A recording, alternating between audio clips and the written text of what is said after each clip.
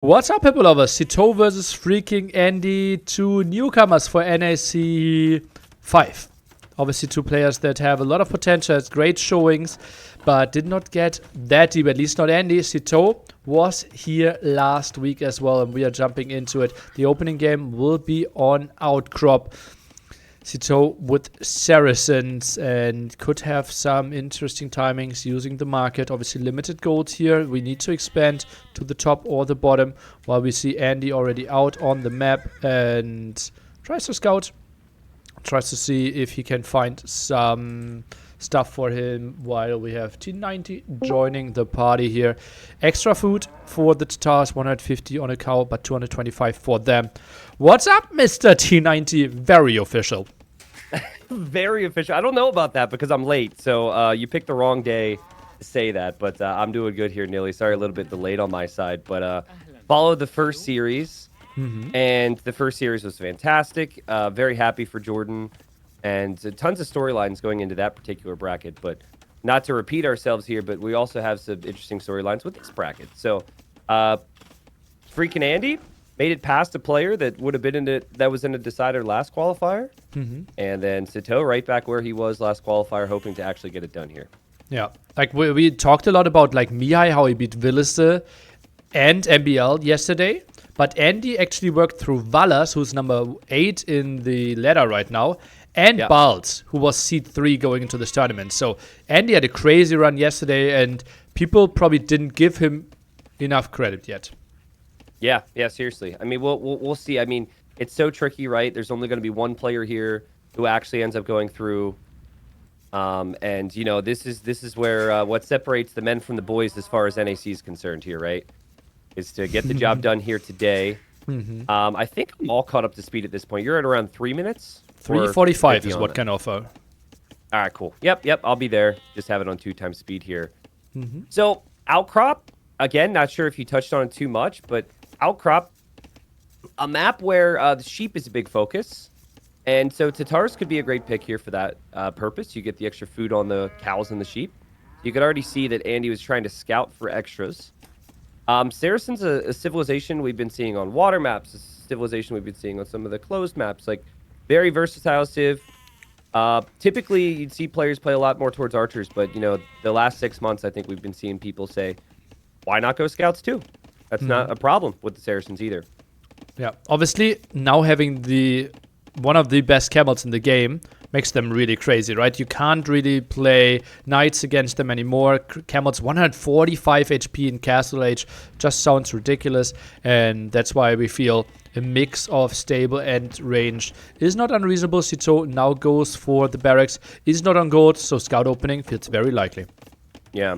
Be very curious to see how things play out with the Tatars. This is what I said this the other day in like a random cast. I feel like Tatars are a well-balanced civilization with solid overall options in a world now where we have civilizations with many very, very strong options. You know, like the Tatars haven't received many changes over the last couple patches, last couple years. I think they're a great civilization, but there is a point like in mid-castle where I feel like, you know, if they hadn't already gotten a lead, it feels like they start to taper off a little bit. But, you know, they do have a really good late game, so I don't know why my feeling is that. It's just been my feeling seeing the Tatars. Yeah, well, it's also like really good late game, but not having bombard cannons, so really good late game. You won't really get them on fortified clearing. You won't really see them on arena, right? Yeah. Really great late game. Like halberdiers are underwhelming. Like there's no like early power spike for Tatars, like not having arbalest. So yeah, they look good if you can get to the good scenario. And Sitaux, well, he doesn't want to give too many cows to the Tatar. I mean, that's wild to me that FreakinAndy didn't find them. He's gonna actually see one. Oh, he's gonna find all 3 of these. Actually, that's huge. That's a lot of food. Andy is also trying to wall right now, as you oftentimes see on this map. Players are really far apart from each other, which is why you typically do see players open with scouts, but actually behind this, Sitaux has turned this into archers. A little bit sloppy, is getting housed. I also feel like the walls are not in the ideal spots right now between that wood line. I would have liked to have seen Sitaux maybe go for walls a bit further behind this, but you know, first game in a very important series, I imagine they need to warm up and like find some sort of comfort zone here. I was incredibly impressed by Sitaux last weekend. Like, he just lost after being up 3-2, 4-3 in the qualifier would have been one of his biggest success ever, right? Making it to the big offline event. And what he did was just open the stream and watch through all the recorded games. And just methodically try to analyze and try to get better for this week. And I love that about players. Yeah, I think his mindset was really good.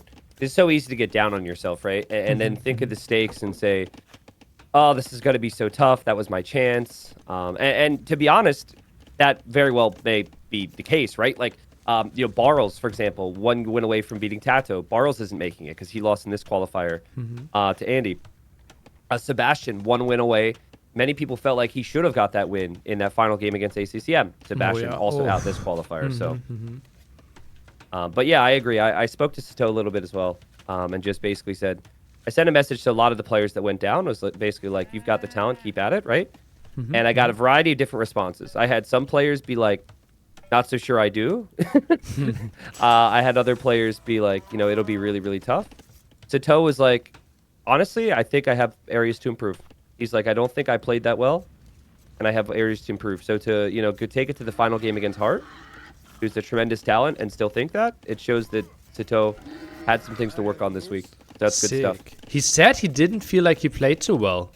He thought his strategy. He thought his strategy was poor. That's what he said. So okay. I didn't really get that, but holds himself to high standards apparently. Yeah, higher than we held him. Okay, that's sick. Yep. That's sick. Love to hear stuff like that. And now you see the difference here between Sitaux and Saracens. Just compare the farm count. Yeah, that's true. Farm count. And why even make a farm at this point? Make and that might be part of it with Tatars as well, as the scout for Sitaux is kind of trapped inside. Part of what gets awkward with the Tatars later is because you rely so heavily on the sheep and the cows.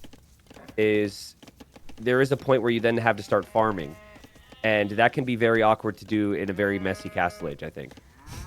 Cows also have more HP, so Scout can't easily go for them. I think he needs to 3-hit instead of 2-hit. No, I think it's... Is it 2-hit instead of 1-hit? Okay. I don't think the HP is affected by the Tatar bonus. No, but cows simply have more HP than a sheep. Oh, it's definitely... Okay, but it's definitely... Okay, well, it's 1 hit on a sheep and it's 2 hit on a cow. I'm certain of that. Yeah. And Spearman that's actually a lot of archers from Sitaux. Spearman protecting cows is so funny. Yeah, to have that city there definitely doesn't feel like something we'd see at this level.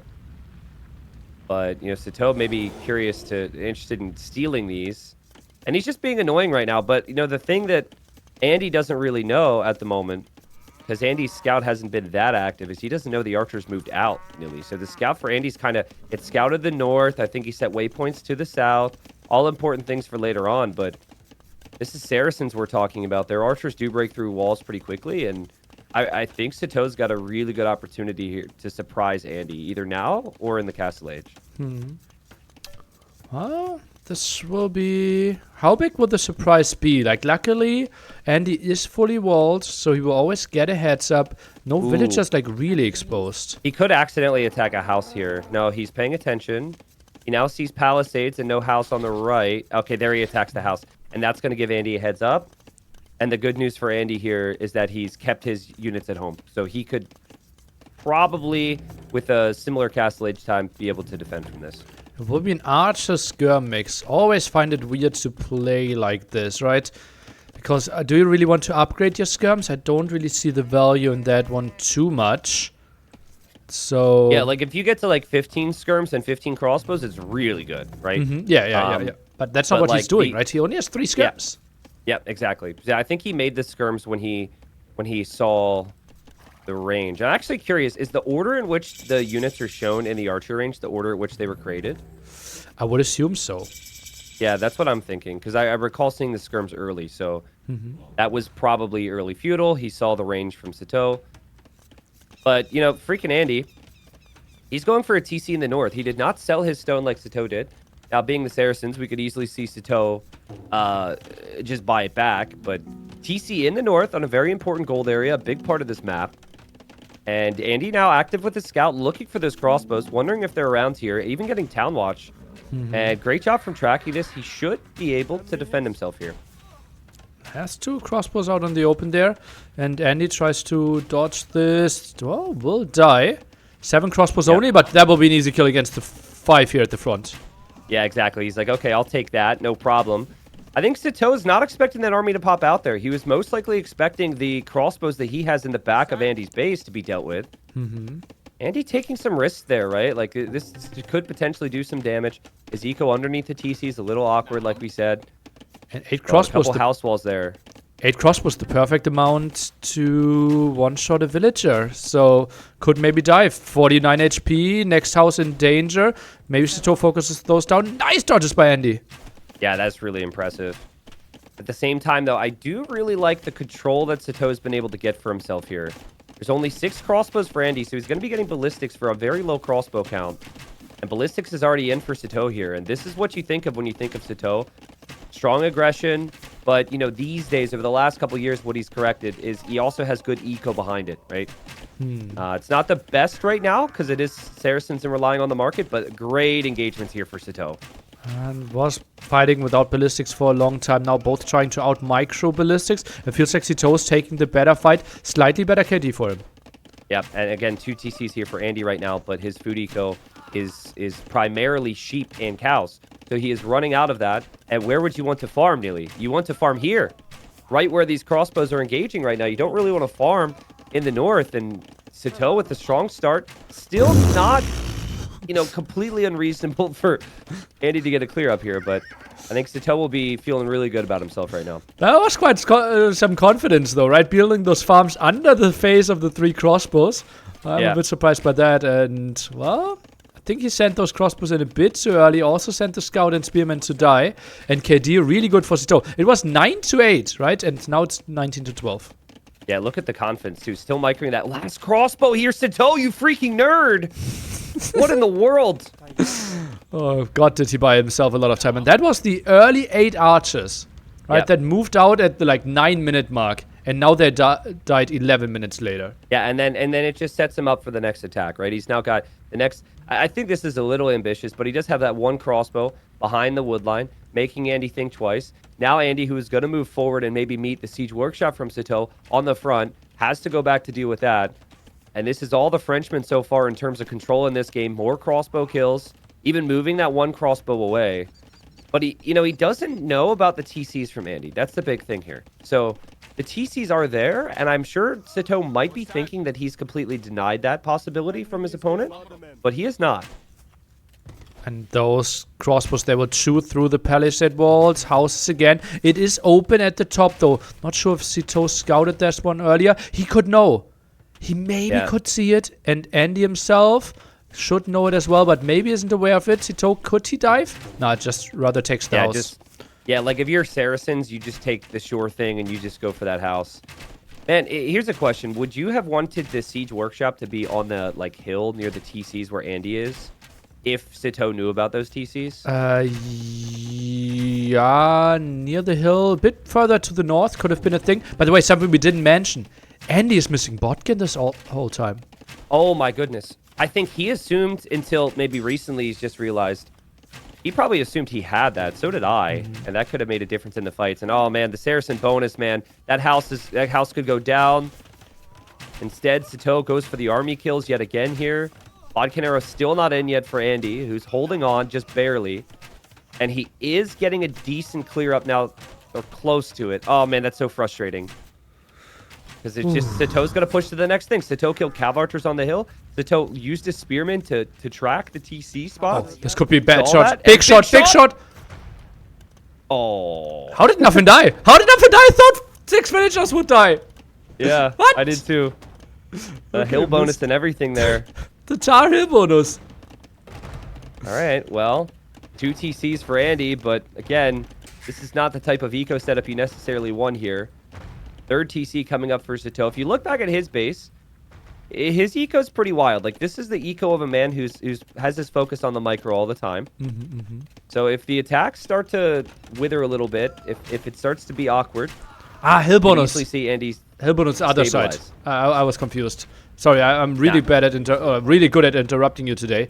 And well, Mangonel's now trying to dance here, and obviously it was not the Sitaux bonus; it was Saracens having the hill. Yeah.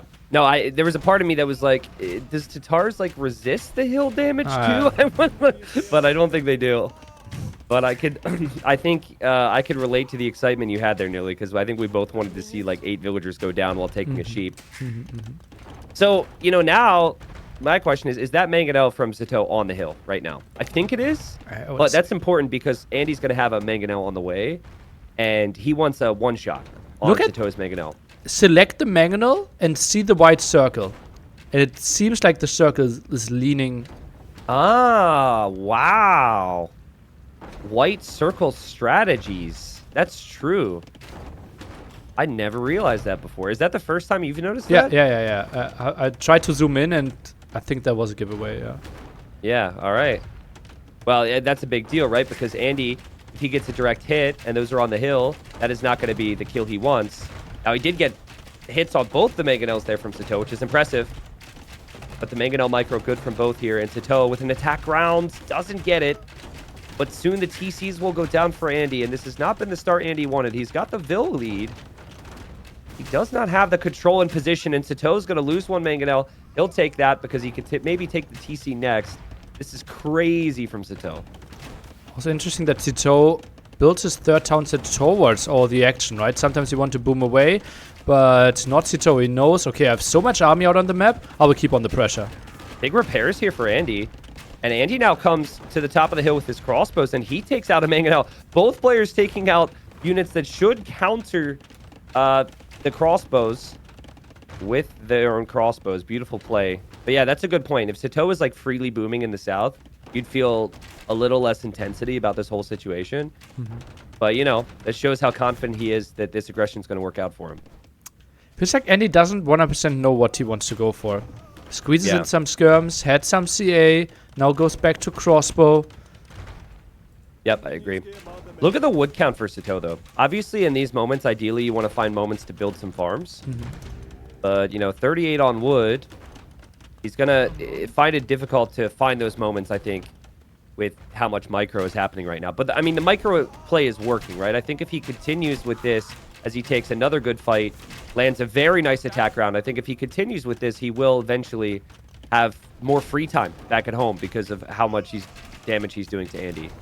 Only 12 farmers doesn't excite me that much. Andy now with Thumbring. Well, getting quite some kills in. Both players trying to dodge ballistics. Can we appreciate Andy's Vil count considering the pressure he's been under? This is insane. His farms behind his starting TC also like really well expanded. So, I mean, it's just, maybe he is a big clear up away from stabilizing, and maybe he'll be able to go into something else then at that point. He actually has tied the crossbow count. The siege count's similar. With a little bit of breathing room, maybe he could start to mix in some cav archers later. Really impressive from Andy. It is sick, right? This whole game was all Sitaux. Yep. But actually, it's like killed value is even, and now the villager advantage is really solid for Andy. He's close to 25 vills ahead. Yeah, and now he continues to move forward. And how on earth is this happening? He's got the food count to maybe mix in some other things. He's gone for a stable and another archer range, so I think it's maybe an indicator of cav archers.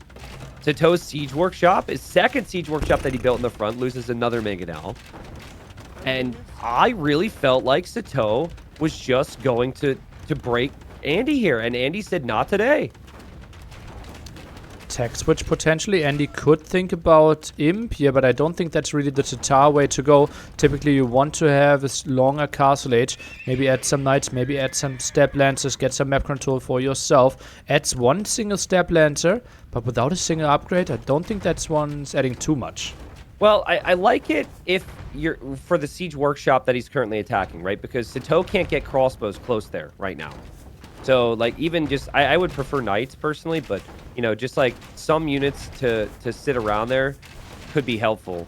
Like right there, 2 knights would have taken out that Mangonel, and maybe that's what he's thinking. But as good as we have seen FreakinAndy stabilize Sitaux up to 4 or 5 Mangonels now, and he's taking some really good engagements again with it, giving himself that time to add those farms, giving himself time to think about a castle maybe. Okay, that was obviously sick. Both players soon having the option. Buying some more food here is Andy for himself. Clicks up to Imperial Age. And that could be a trap board at the top, maybe. Yeah. We'll see. I mean, Elite Skirm now coming in for Sitaux. So he's thinking about spending more food in this age. Wow, interesting little dodge there from Andy. He rolls underneath it. Does lose his mango. Okay, the TCs could go down so fast here. And this is Sitau's moment. Andy's on the way to Imp. But he is building a castle behind, like between his TCs. And we now see a very forward castle from Sitaux right next to this. That will be a castle that will instantly die, right? So easy for Andy to just build some traps. But a lot of control lost in Andy. He will run out of gold in case Sitaux finds the one at the top and starts to raid that one. Yeah. Sitaux should naturally, like, he doesn't want to leave this hill, I guess. But it should eventually see that, you would think. I think here, building outposts, and we say this like every cast, but building outposts around the map is so important. And I would really like to see that. It's not common, as Sitaux could kill some villagers here. It's not common to see a forward castle into an extended castle age these days, especially when you see players playing archers. So I'm a little bit surprised. What some players would do with Saracens is they'll immediately after the castle, they'll sell all their wood, they'll sell even excess stone, just to buy the food to make sure they can get up to the Imperial Age. Yeah, and typically that's how Saracens play, right? Farm count now looks really solid, so he only needs to care about the gold, and selling stone might have been an option for him. But now Mamelukes and Camels in the queue. He wants to deal with those Kashik. And Andy getting access to stone and gold potentially in the south. Very big deal here. Yeah, Mamelukes, Camels, all that stuff out there to counter the Keshiks, I'm sure he saw from Andy. I mean, Andy's going up to Imp. Andy still doesn't have a big army here. Like, Sitau's army is ridiculously strong. And Sitau's army can remain strong against everything that Andy's going to make an Imp, except for Trebs. Andy's losing more crossbows. Civ doesn't get Arbalest, so he might not really care about them long term, but he still needs something. I mean, he could lose the whole starting eco here to this Mangonel push.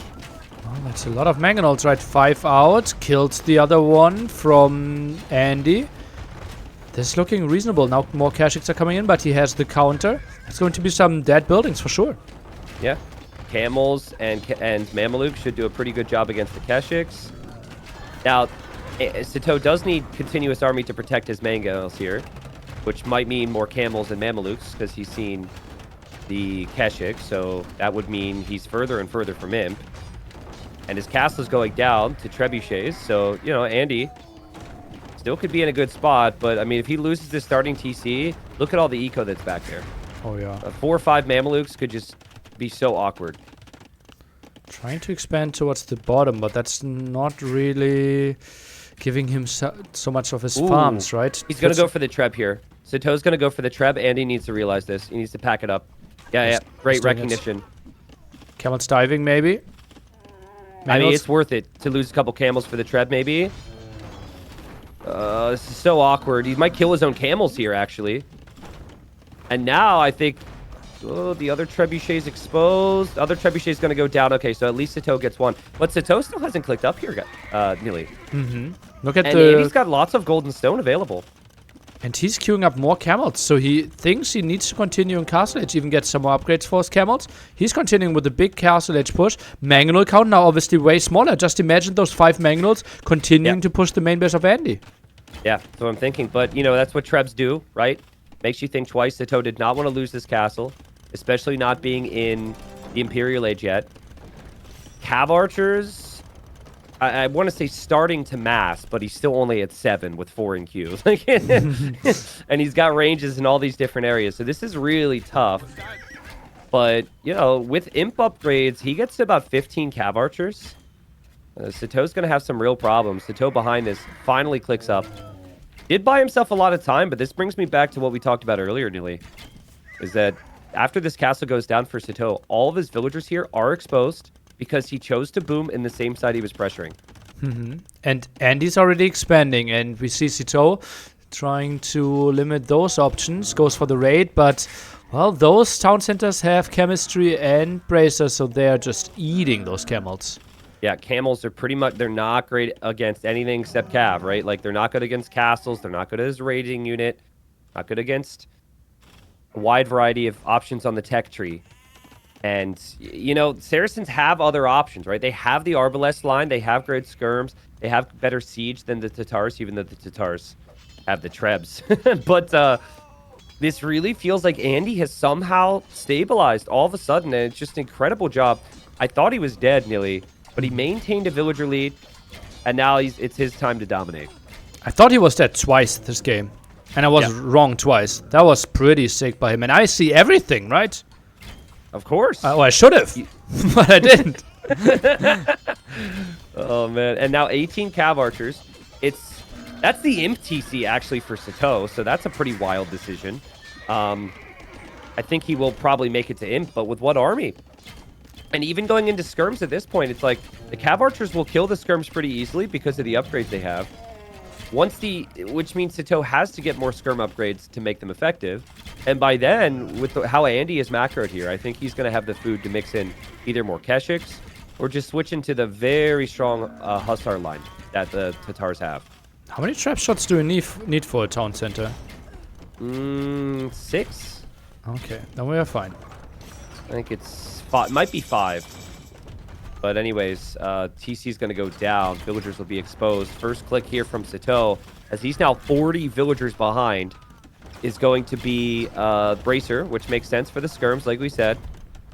Behind this, though, we've got Silk Armor, adding some armor to the Cav Archers, and the stable line for the Tatars. And Andy with a castle in the south to protect 2 castles in the south. Holy crap, to protect that area. And we have not even seen his final form yet. There's still upgrades that could come in for his CA. And Lightcap being in the mix should be pretty strong as well. Not against the camels, but good against the skirmishers to snipe them. Not really having the greatest upgrades there yet. In general, not a lot of villagers on gold, right? Only 13 right now. We see massive amount of villagers on wood, but he's still pushing, and Sitaux has so many exposed villagers on the map.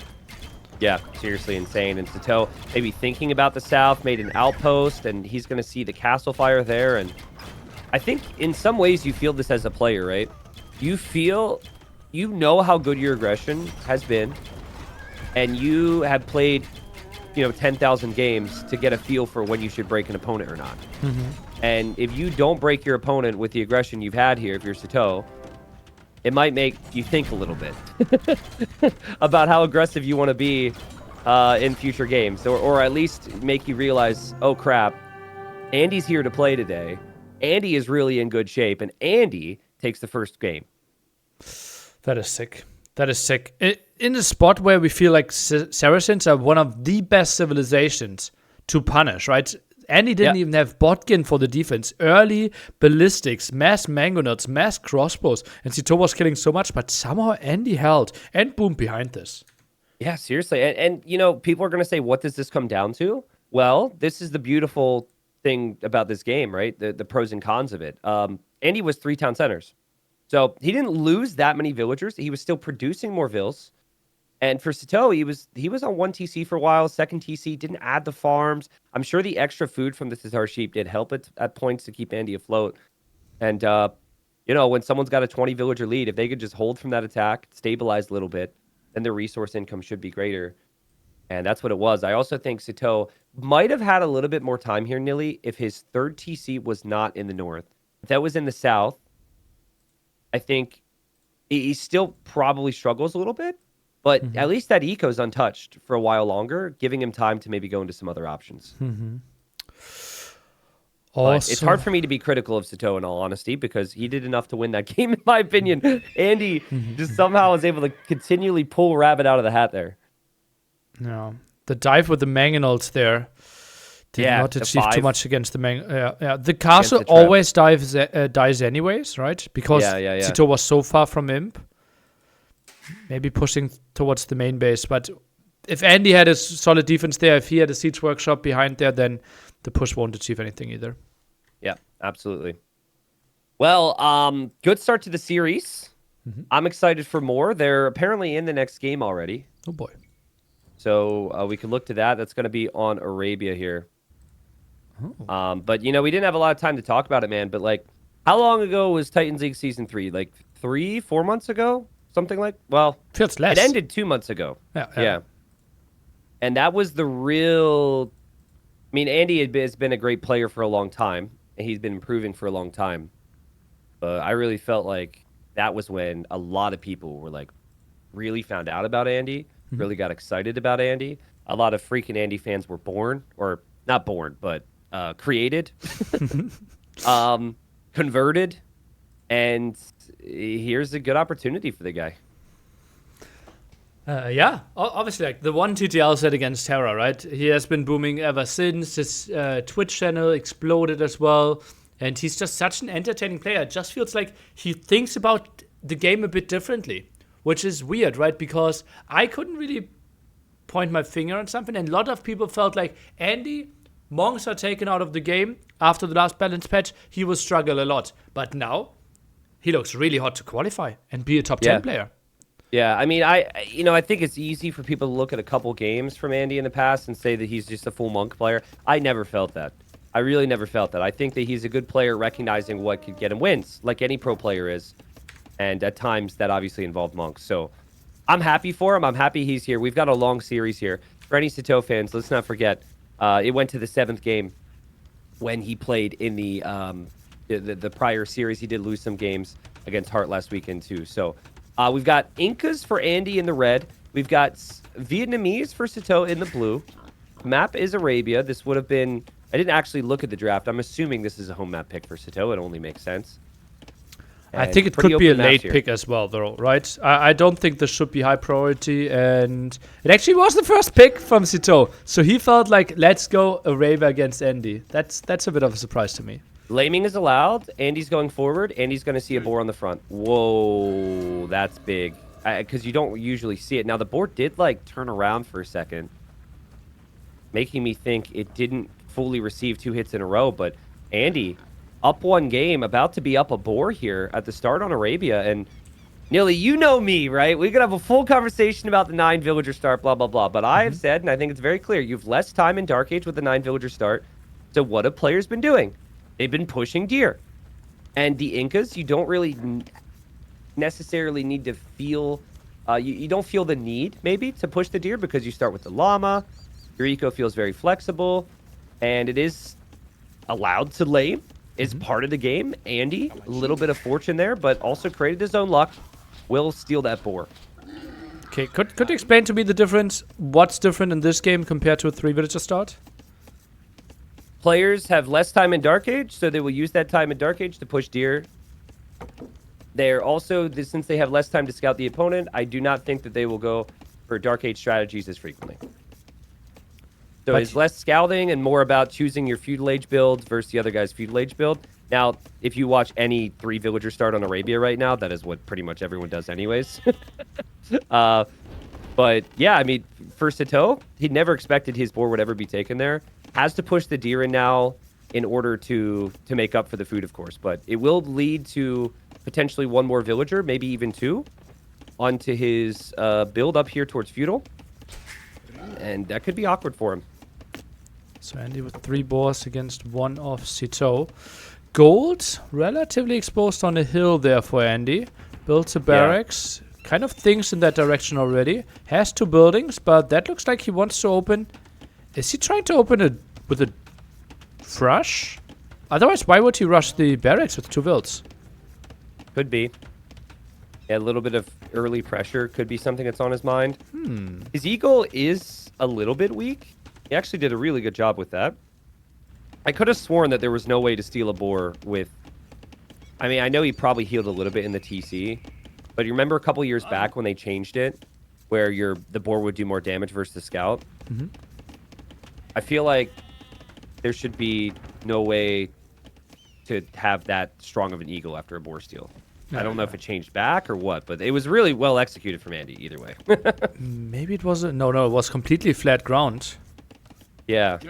That's weird. How does he have 39? Shouldn't you take 10 damage per hit? Yeah, maybe he healed. Eagle. Yeah. But, yeah. So we've got a pause here. Would be pretty comical if Sitau's thinking, I don't have a second boar. Should I ask the admins? I doubt that's it, because I think he had actually scouted the area and was too busy behind his base when the boar got stolen. We've got Militia coming forward from Sitaux. Now, being the Vietnamese, he's going to know exactly where Andy is. And so he's kind of on the way there. Andy did sacrifice some scouting intel with the whole boar steel thing too, right? So there's pros and cons of that. He knows where the gold is, but he doesn't know where the berries or the wood or anything is here necessarily. Sitaux sees obviously only the town center. Can easily send his militia out, and food economy won't be pretty for him. Send 5 from berries, try to compensate for that. He should maybe have known the boar early on, though, and he just goes for a small second. Might not be boar related at all. Yeah, that'd be pretty boring. 2 militia on the way behind this. Sitaux could catch out the eagle, possibly. He can get pretty close to that TC. There's no risk he can run into it. He's going to see the eagle. If he was curious about his boar, he would obviously see the eagle's weak. And, ooh, Andy able to get by with 3 militia and the eagle. But Sitaux may path right into this, funnily enough. And this should be better for Andy if he saw it, but he isn't. He's just going to pass it. Just passing from both there. I mean, I'm not really sure. I'm not really sure who saw what there. To me, it kind of felt like neither player noticed, but I think Sitaux will have not wanted to take that engagement, right? He's hoping to get some early damage in with the militia and the spear. So it's more likely that he passed it. We'll know if Sitaux noticed that based on his walls at home. I don't think he knows.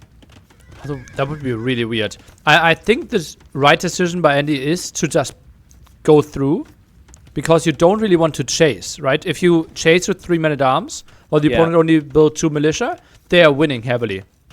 Okay, so Sitaux had just seen the eagle. He didn't see the man-at-arms until now. And this surprises him. So Sitaux definitely was looking at something else in that moment. But yeah, I agree. The correct move is to move forward, and Andy gets a villager kill. Nice. Against Sitaux. Something you can't get too easily, so you have to take every single advantage. Nice walls here on the berries. Something that Sitaux didn't prepare. And yeah, very likely that he didn't spot that, which feels kind of weird. Yeah. I think it feels weird in a lot of ways, but I wonder how much of that, just lack of scouting, scout being a little bit late affected Sitaux here. Oh, this is really off for Sitaux here. Militia movement, so much pressure on the berries.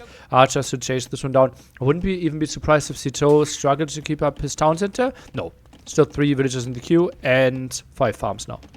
Yeah, the problem now against the new and improved Incas, right, is the food income.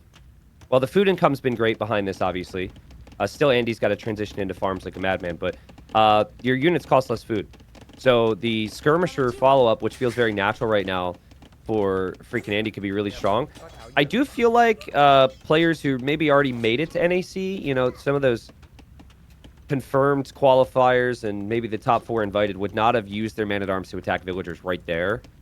And they would have tried to preserve a little bit more HP on their man-at-arms so their skirmishers could have more of an effect as a follow-up. But he's just desperate to get any damage he can on Sitaux right now. And well, he forced a lot of idle time, so that was nice in that sense. But also, we don't really see too much man-at-arm anyway, right, in the meta. I would say Doubt maybe one of the few ones that actually still plays it out of people that we consider in the top 15. So, yeah, this was considered to be a dead strategy. And that's mainly because people like Sitaux were so good with their quick builds and their archer defense. So interesting to see this much damage being found.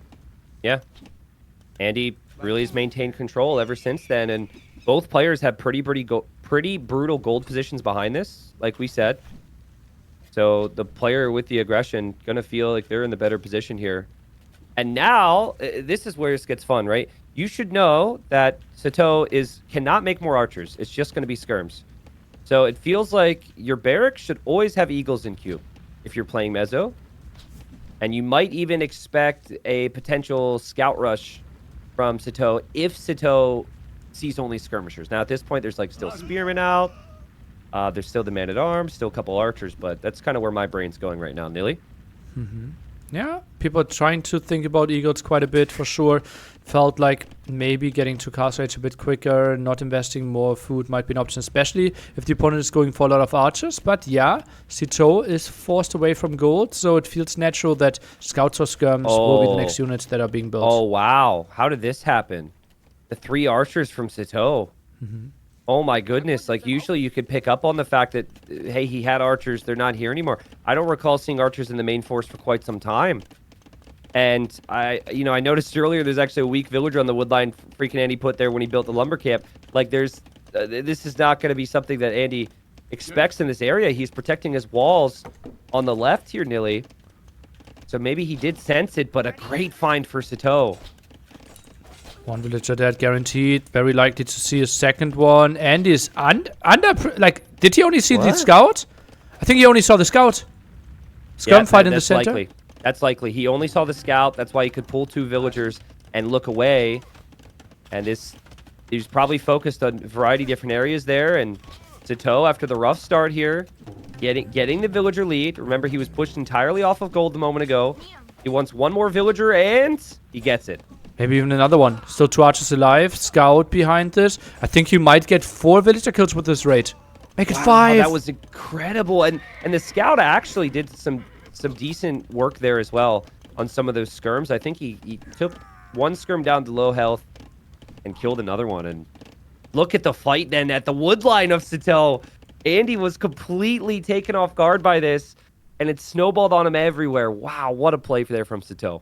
Oh, and he's so back into this game. Now a nice villager lead. Obviously, cast stage timing will be problematic. And both players realizing, damn, our maps are awful. And going for massive, massive walls. Well, when you have awful maps, you need to maintain control, right? And Andy, he was already planning on this regardless, and it does make sense. He's headed up towards the next stage, trying to go for eagles right now. Now, I'm looking at his walls. I know he's got a gap in the south. He's going to wall up. That should be fine. I know he's got a gap on the left. That should be fine. But I feel like there might be a hole between the market and the palisade on the right. Am I crazy? I think it looks a bit weird because the market is a bit elevated. I think it should be fine. Yeah.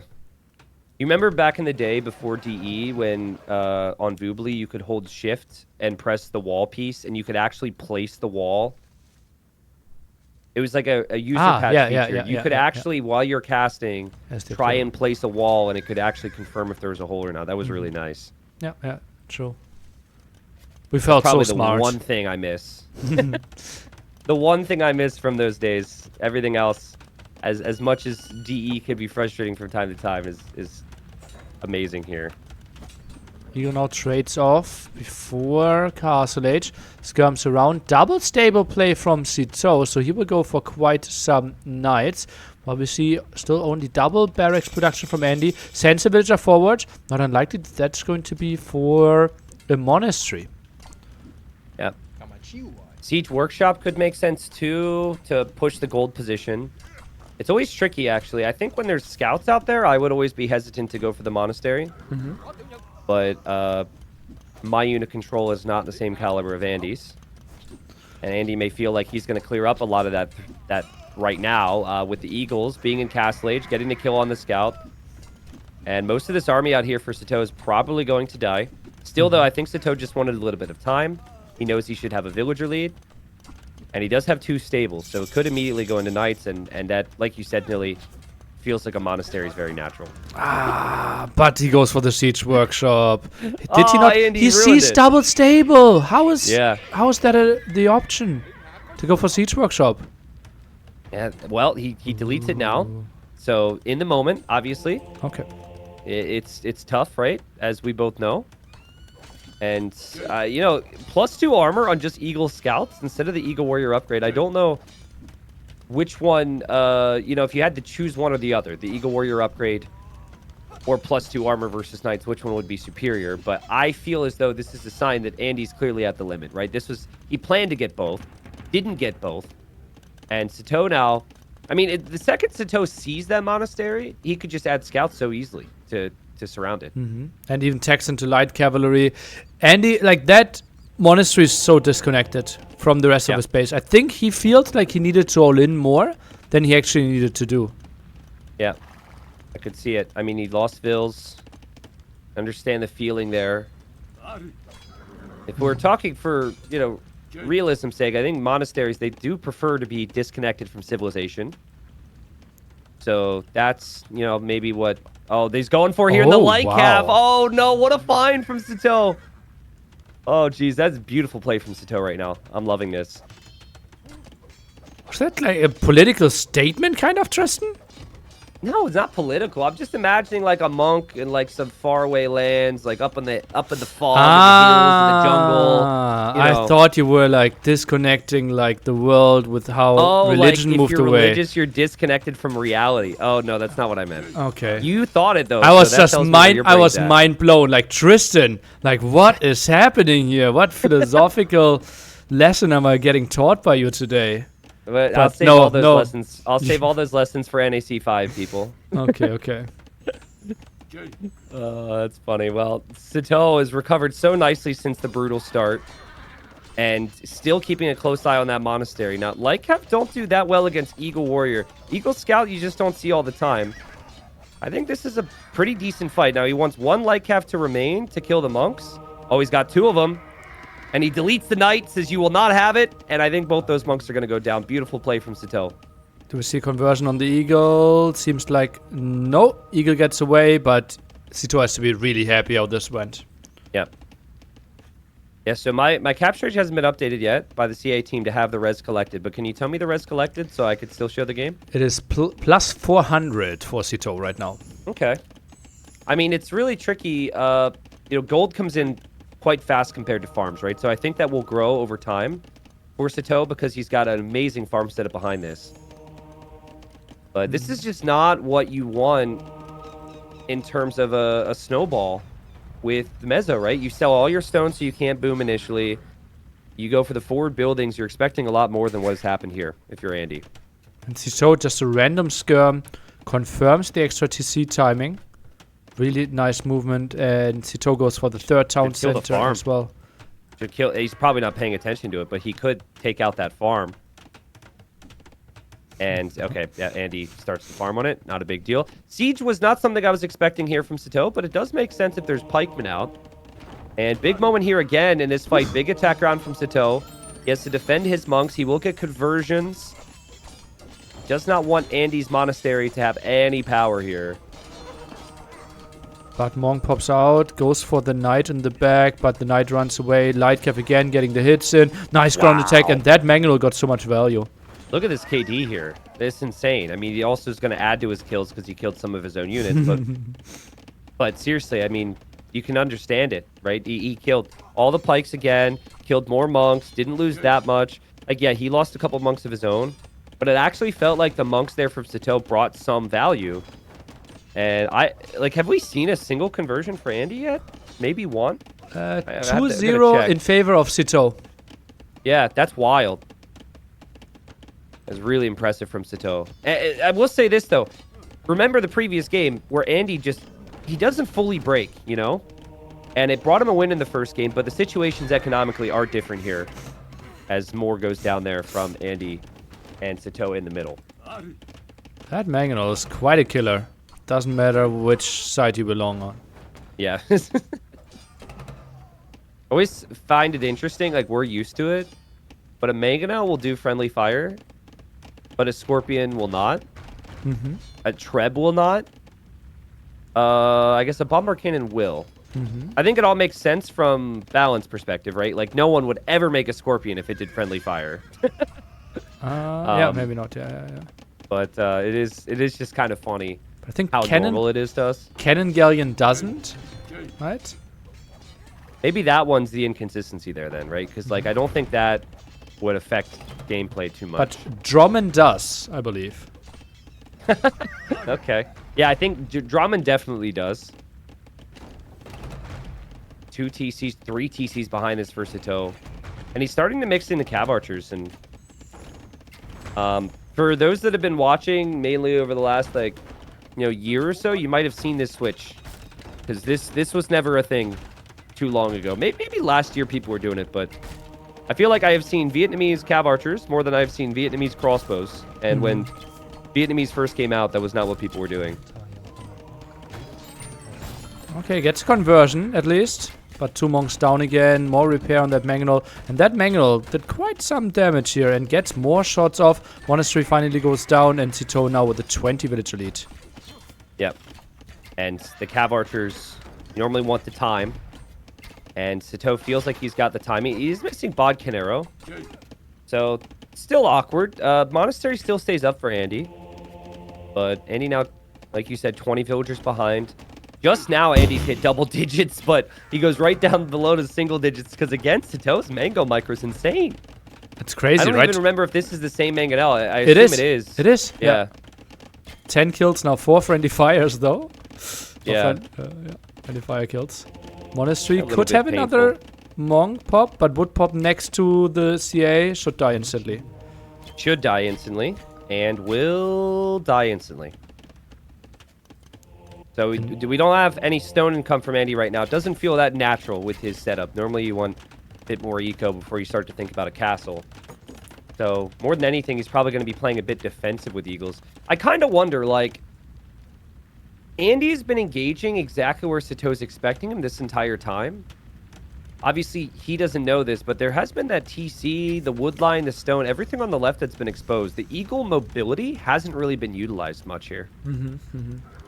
He's just been running right to his death, right in the middle. But he has been behind, and sometimes you expect those things to snowball, and that is an important position to control, because there's a gold there, the TC's there. I could see it. Now, here's the big problem. How is he defending this map? It's just so open. Tries to do something with the market, but will cost him so many resources. CA could get some kills against the villagers. Mangonel arrives there as well. Eagle count. Not the highest. Goes for the raid at the top. Could get into the wood line. Yeah. Sitaux will send some Cav Archers and Knights back there potentially. This isn't any Mangonel coming to your gold here. This is the Mangonel coming to your gold here, Andy. This Mangonel already has 10 kills. It doesn't care what color you are. More kills for the Mangonel. It's moved up to 13 kills.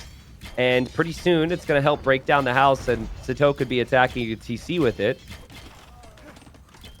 And Sitaux, nice house walling. In the end, having ballistics now and this many Cav Archers should be able to deal with this. So the counterattack for Andy hasn't really accomplished much.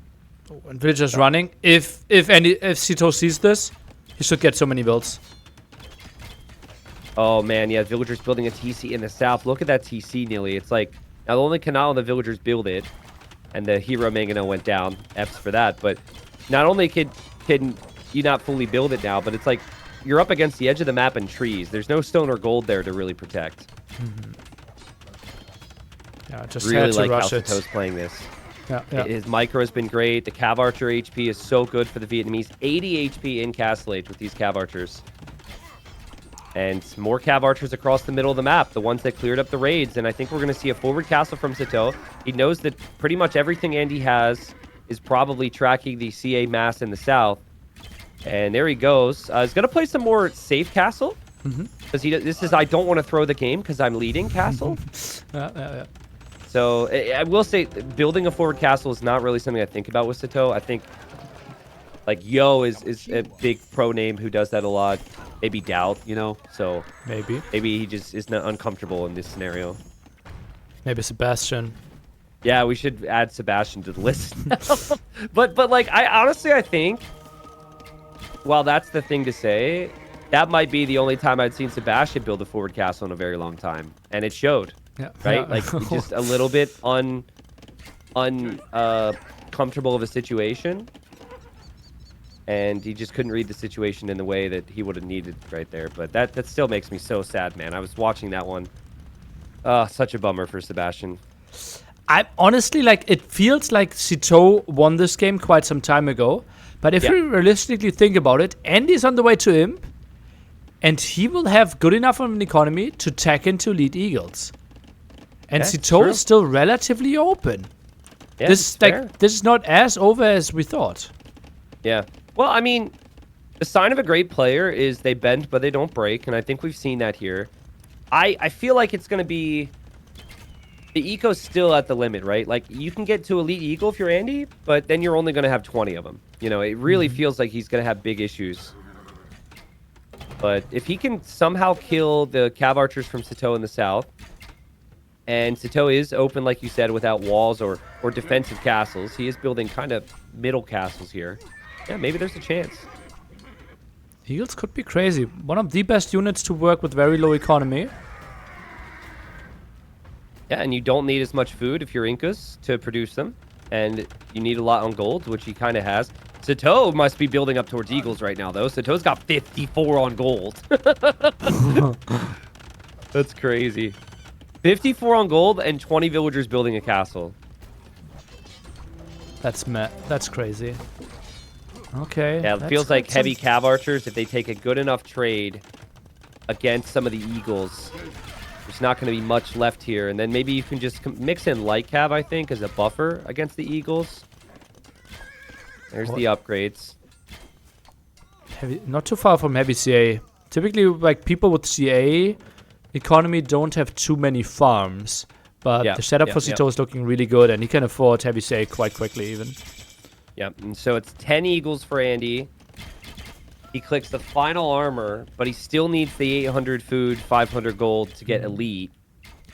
And again, if he gets there, is he going to have much left? We do have a castle from Sitaux. So he senses he's going to be raided there. That should go up, though. I think Andy needs to idle his TCs here. This is not the spot to increase your economy. This is the spot to get to Elite Eagle Warriors ASAP. You have a very small timing window where you need to make something happen. And it closes any second. Yep, it's fair. Sitaux will probably start to add some more farms now. He's spent all of his food to get the upgrades on the CA. And the GG's finally called. And what a great recovery from Sitaux here. Remember, he lost the boar, which is extremely uncommon. I think that you could tell me probably the only time we've seen a boar steal this entire 2 weeks of qualifiers. I think I remember another one, but yeah. Okay. I think MBL even did it. Oh, well, shocker. So, it doesn't happen that frequently. And it really looked like he was up against it. He was pushed off of gold. He had lost the villager versus man-at-arms. But he recovered nicely with the Archer counterattack and then did so good in Castle Age with the Mangonel Micro. But also the double stable play was just perfect. And I'm sure, a lot of people are thinking early Castle Age, go Cav Archers with Vietnamese. He had to resist that urge based on the situation, and he saved the Cav Archers till later, which is, I think, a bit of an underrated thing in terms of his read of the situation there. So well played. 1-1 now. Andy could have seen that there were no archers for the defense for Sitaux anymore, right? So he could have known, well, where are your archers? You're only defending with skirmishes. Maybe you're up to no good. He did. So normally it feels a little bit more natural when I'm watching, right? When the archers peel off and sneak. Whatever Sitaux did, it was at a good point in the game because I didn't really pick up on it. I think Andy did know that the archers were unaccounted for because he had skirms next to his wall where the market is, right? So he had 5 skirms there, but by the time he got his skirms there, the archers were already on the wood line. So that's just a really, really good sneak from Sitaux. And I feel like that it's hard to see that these days. You don't see that frequently. The sneak attack, right? Because people realize, and skirms were around. And oh baby, one of my favorite maps for many reasons. First of all, because I can sound really smart casting it. Plus also a map that gives us a lot of civ diversity. We will have shoals up next, starting in 90 seconds. This map makes you smart, but other maps don't? So there are maps where I'm completely clueless. People can play and I have no idea, and sometimes I'm making weird calls like Turks are losing to Gojaras and such. But here I feel like most of the time stuff happens that I'm predicting. Yeah, well, how many games do you think you played on shoals in your life, Nilly? 40? Yeah, I probably played I think you and I have played a disproportionate amount of shoals games compared to most people in this qualifier because of some of the Titans League prep. Yeah. I had to play it in 2 seasons, or 3 seasons even, right? Was it? Or was it this season? It was in season 2, which you played in. And then I had to do it again in the qualifier. And then for the qualifier, you also did. And I also know that you did a lot of training sessions. So, and I at least watched a lot of shoals games. So yeah, you and I, we can Let's see if we can find one thing we don't agree with here on playstyle on this particular map. That's our challenge here, to not agree with each other, Nilly. Also, Schultz is the one that got me demoted against Song Song. And wasn't Song Song humans? Song Song was humans. Well, you've got a lot of expertise to bring us here, Nilly. This is perfect. Yeah, I'm actually, considering we've seen a lot of Shoals games, this would be really exciting matchup, Civ-wise. So we've got Andy on Shoals. He's gone for the typical pick, the more water pick. We've seen Italians. We've seen Koreans. Occasionally, I think Jordan went for the Bohemians, which looked really good in the previous series. But Sitaux, on a map that has water, has gone for a civilization that's pretty poor on water in the long run, the Cumans. Most likely for the fast feudal 2 TC boom on land. Yeah. Plus also, if you are playing fast feudal, you can get your first galley out a bit earlier, right? And can contest water a bit, can annoy a bit. That's why I think on Copenhagen we could see a bit more Cumans in the future. But for here, it's mainly just to have a good timing. And then, if you want to, you always guarantee yourself one side, right? But because you could play 2TC into Fast Imp with the castle drop. And if the opponent is heavily contesting, well, then you just put a lot of step lances and get the map control that way. You know what else is really underrated with humans is sneak archers. You get to feudal so fast that you're gonna have like full scout coverage, and if you just like bring a villager or two and get like some pressure, like imagine in the south, you just build an archery range there. You've got land pressure to pressure your opponent, and they're gonna be very defensive against that. And then behind that, you can add the second TC. So it's an option. Sitaux just shot the Rhino with his TC.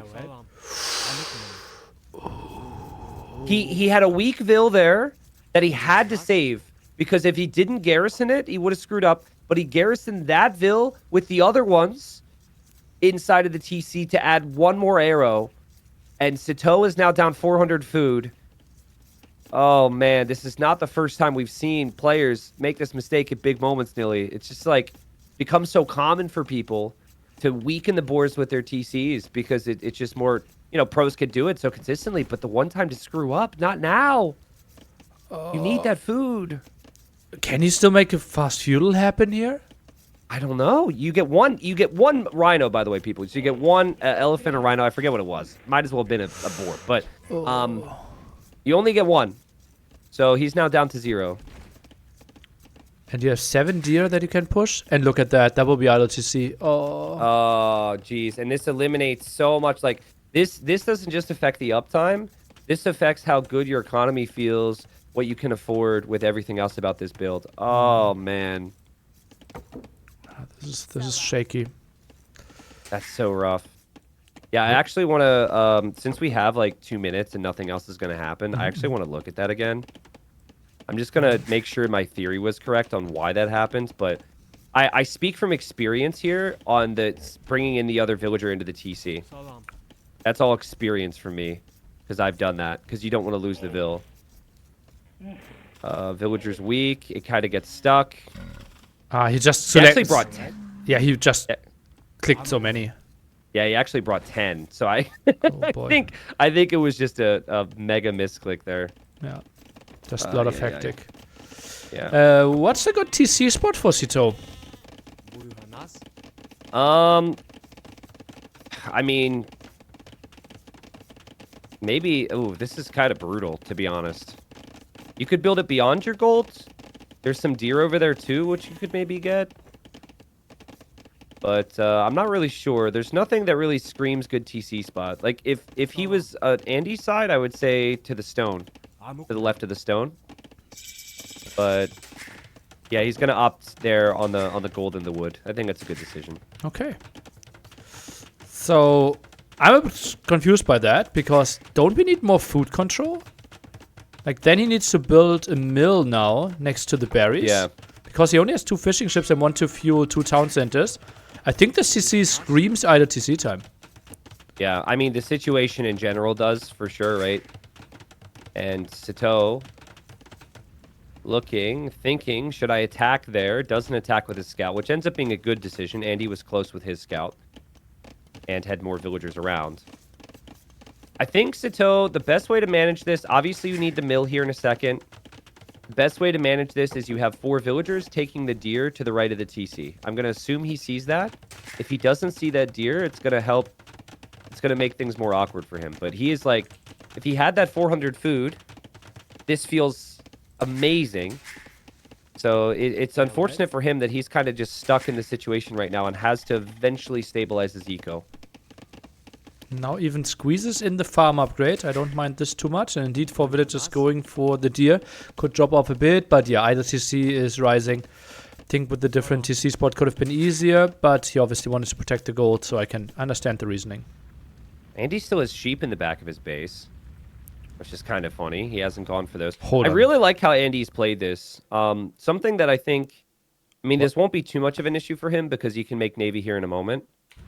But I think players need to show patience here in these instances. Like, it's not a big deal to have a couple fishing ships underneath your tower not working for 30 seconds. Losing fishing ships unnecessarily here when, you know, you're going to be able to come back on water soon would be a big mistake. So maybe a little sloppy, poor timing for my words. But yeah, just sit them there and wait for your ship and then you're fine.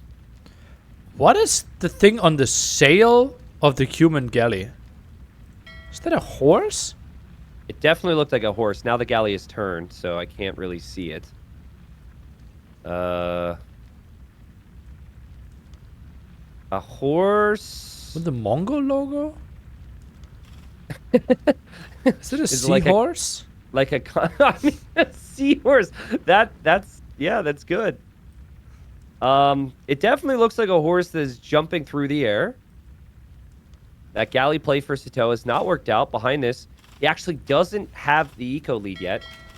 He doesn't have the fishing ship count that Andy does.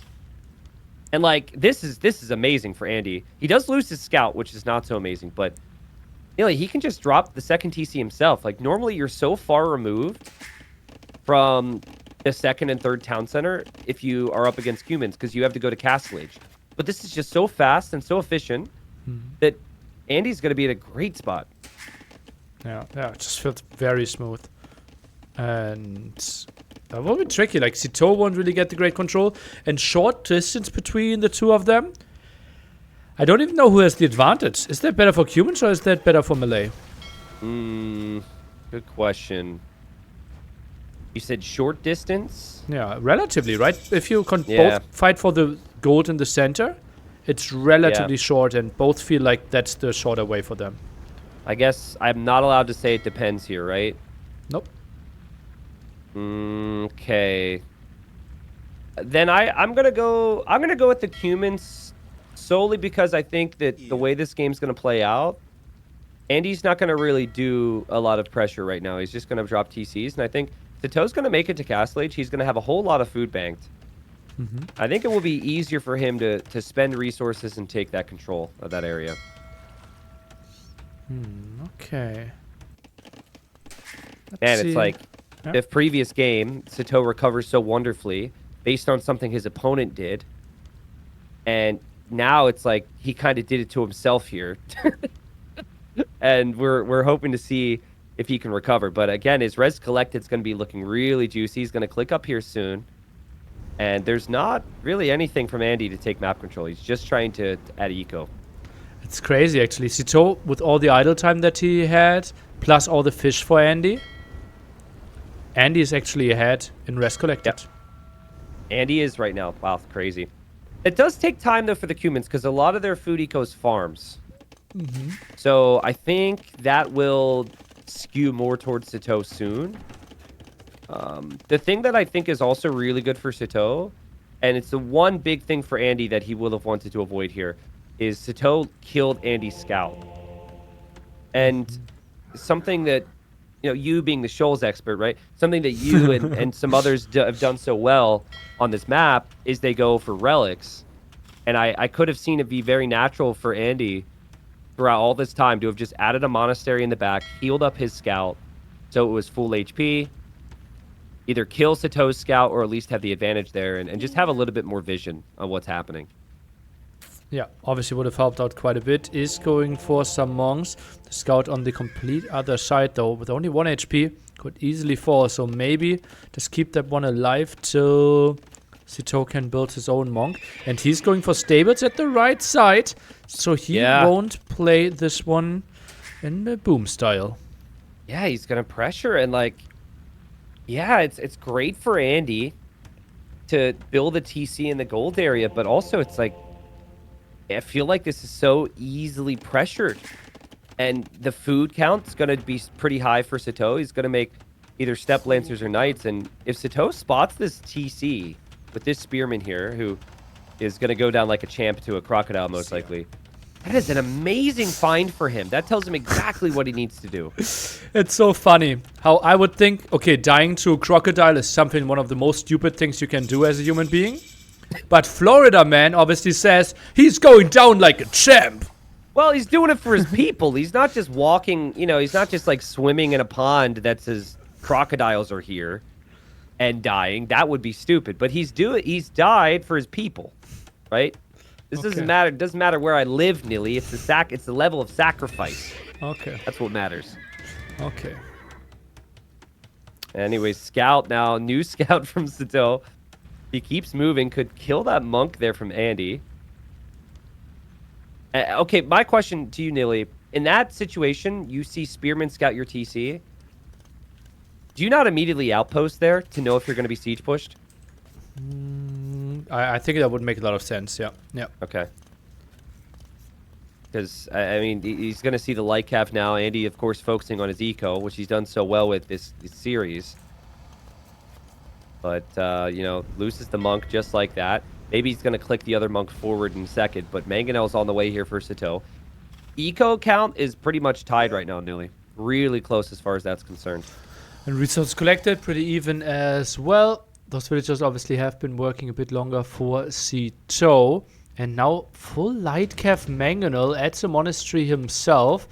And Andy mainly goes for spearmen, but can't really get them over there. It's only now running to the crucial area where we'll see a lot of danger happening.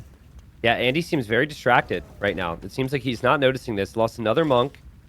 I think it's the middle, the water. He's trying to make sure he doesn't lose that. That can be really important with the melee later on. No pikeman upgrade yet for Andy. Mangonel's already here. And he's now got to add his own siege workshop. But this is a whole lot of control for Sitaux right now. And Sitaux, I know in the first game, you know, maybe there he would have. Everyone thought he was going to win through that control, and he didn't. But I'm really liking Sitau's position right now. He's going to fight off the spearmen before they're ever upgraded to pikes and win that fight pretty convincingly. And this is, you know, 15 villagers from Andy and counting, because he's still making more, that will all die if this TC goes down. Yeah, and monks can't even fit in there, right? It's fully popped now. Another monk tries to make something happen. Andy now has enough stone for a defensive castle if he was to go for it. And Vilch is actually opening the path for the light calf. And look at that, the Mangonel pops, but that will be disastrous. Yeah, it will be. Now, he might get one shot, which is extremely lucky here because it's tough for the light calf to engage. And he doesn't get it. And, oh, man, this is so brutal. Keep in mind, folks, you don't have a lot of gold access here. And, oh, man, Andy's going to try and drop the castle there against two Mangonels. No way. No way. Yeah, this is just not going to happen here, Andy. You either need to cancel this, or you need to hope that you could somehow hop in and out of this TC at a very fast rate. Counter castle from Sitaux. That castle should go up. Andy now has stone, but he doesn't have the place to build the castle. He's extremely housed at the moment. He doesn't have the pop space to create more villagers even, and he is desperate right now. Some ground checks against the own light calf. Ooh. Ooh. Look at Andy. This is not something Sitau's expecting. Andy's got like a level of sneak to him that is a little unique to him. I don't know how to describe this. But that is a really nice castle if he can get that up. Sitaux doesn't see it. Sitaux, no gold income right now. He sends villagers to the other side. Isn't really on it. Didn't really go for a second gold spot. And he might try to get to him. Is now selling all his resources to go up. But that's costly. Also, the thing about Sitau's castle is it doesn't even shoot the TC. So that feels really bad. You're not denying gold. You're not taking out the TC. And Andy's still going to have gold, arguably more gold income than Sitaux. Sitaux is going to be taking gold in the north. But Andy clicks up. And, you know, again, Andy, it looked rough there. I think, like, he could have maybe noticed the siege pressure, could have maybe had pikemen a little bit earlier. There's a couple of those small tweaks. But the core of his strategy was to get this position and hold this position, most likely through a Trebor. And he's going to be in a good position to do that. And the main thing is simply, as you mentioned earlier, like losing that scout, right? Against humans. Another advantage for the humans. Yeah. And someone like Jordan, for example, I think if he plays against humans there, he keeps the scout at home till he like can add scouts himself. Like he always wants to have the chance to get vision.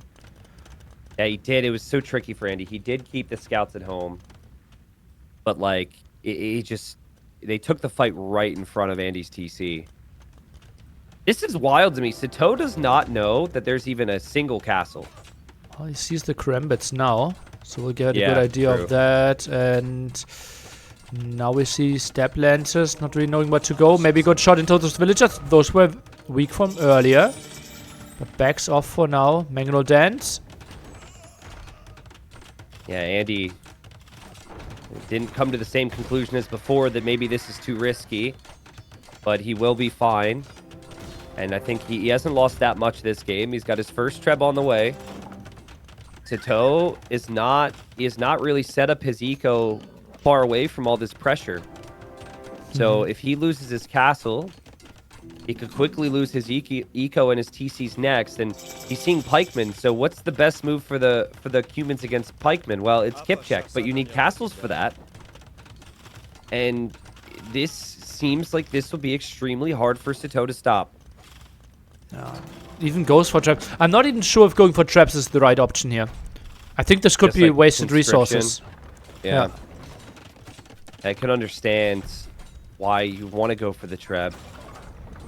I like the idea from the light cav to hit the main eco. Just try and keep Andy busy, but that's not going to amount to more. And yeah, that one treb might be easy pickings here for Andy pretty soon. Andy only has one treb of his own, though. Just interesting. He's going for chemistry, which makes sense for bomber cannons. But he has given Sitaux a little bit of time. Castle under a bit of pressure, but I still don't see what this trap will achieve in the long run. Summer walls by Andy is trying to block off everything. Interesting that we don't see anything from Andy at the top, right? He didn't even scout the top. Yeah, That's sick. Wow. He is going to outpost within his walls right now. And he actually will see the outpost already from Sitaux, so he'll probably start to think about that. Like, Andy's scouting, he doesn't even know Sitau's base. Like, he scouted only this gold and his own starting base. Yeah, it's been full defense mode from Andy, but it's worked out. And those Karambit warriors are going to go snipe that trebuchet. Like you said, did the Treb really accomplish much there? I don't think so. Now, the big thing about this map is, when it comes to water, is cannon galleons. If you've got access to the middle and you've got cannon galleons out, that can range a lot. It can range your opponent's eco, it can range your opponent's castles. A lot of players' castles are close enough to the shoreline to be ranged from cannon galleons.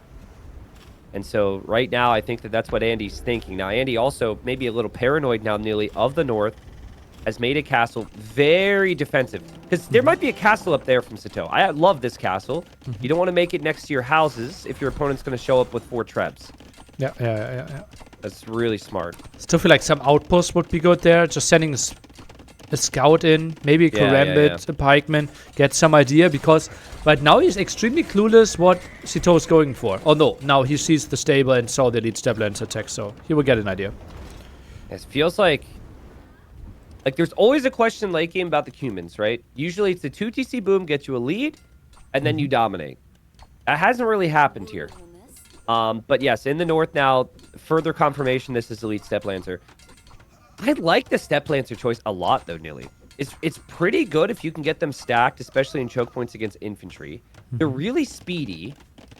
They're glass cannons for sure, right? They're very strong, but they could be broken easily against something like Halb. But I could see Andy potentially having some problems here if the Step Lancers were to break through. Oh, there's still some holes in those walls. I think Sitaux, if he right-clicked, he could have gotten in. Will now potentially find some builds at the front. Gate, Just goes for the gate. Oh my god. Oh, it's the Palisade gate from earlier that's going to be problematic here. The Step Lancer's going to run through. Great job from Sitaux.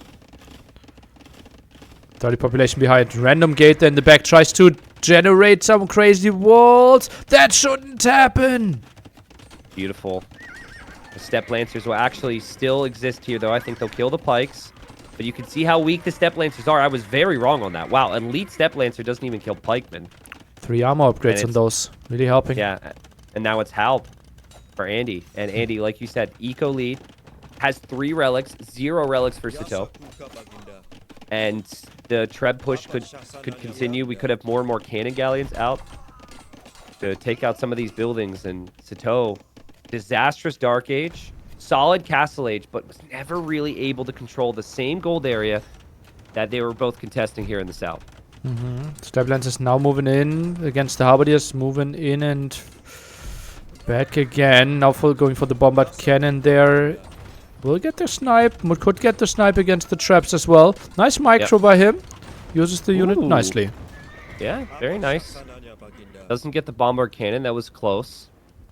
Cannon Galleons from Andy are actually, you know, who needs outposts when you have Cannon Galleons? They're showing him so much information in the north. And he knows that what Sitaux wants to do is raid him, but since he lost the Palisade Gate, there's now a Stone Gate for Andy. There's no real way for Sitaux to do any damage. And so that means Sitaux's going to have to fight in the south, but it almost feels like it's more of a defensive situation for him more than anything there. He can't push anywhere.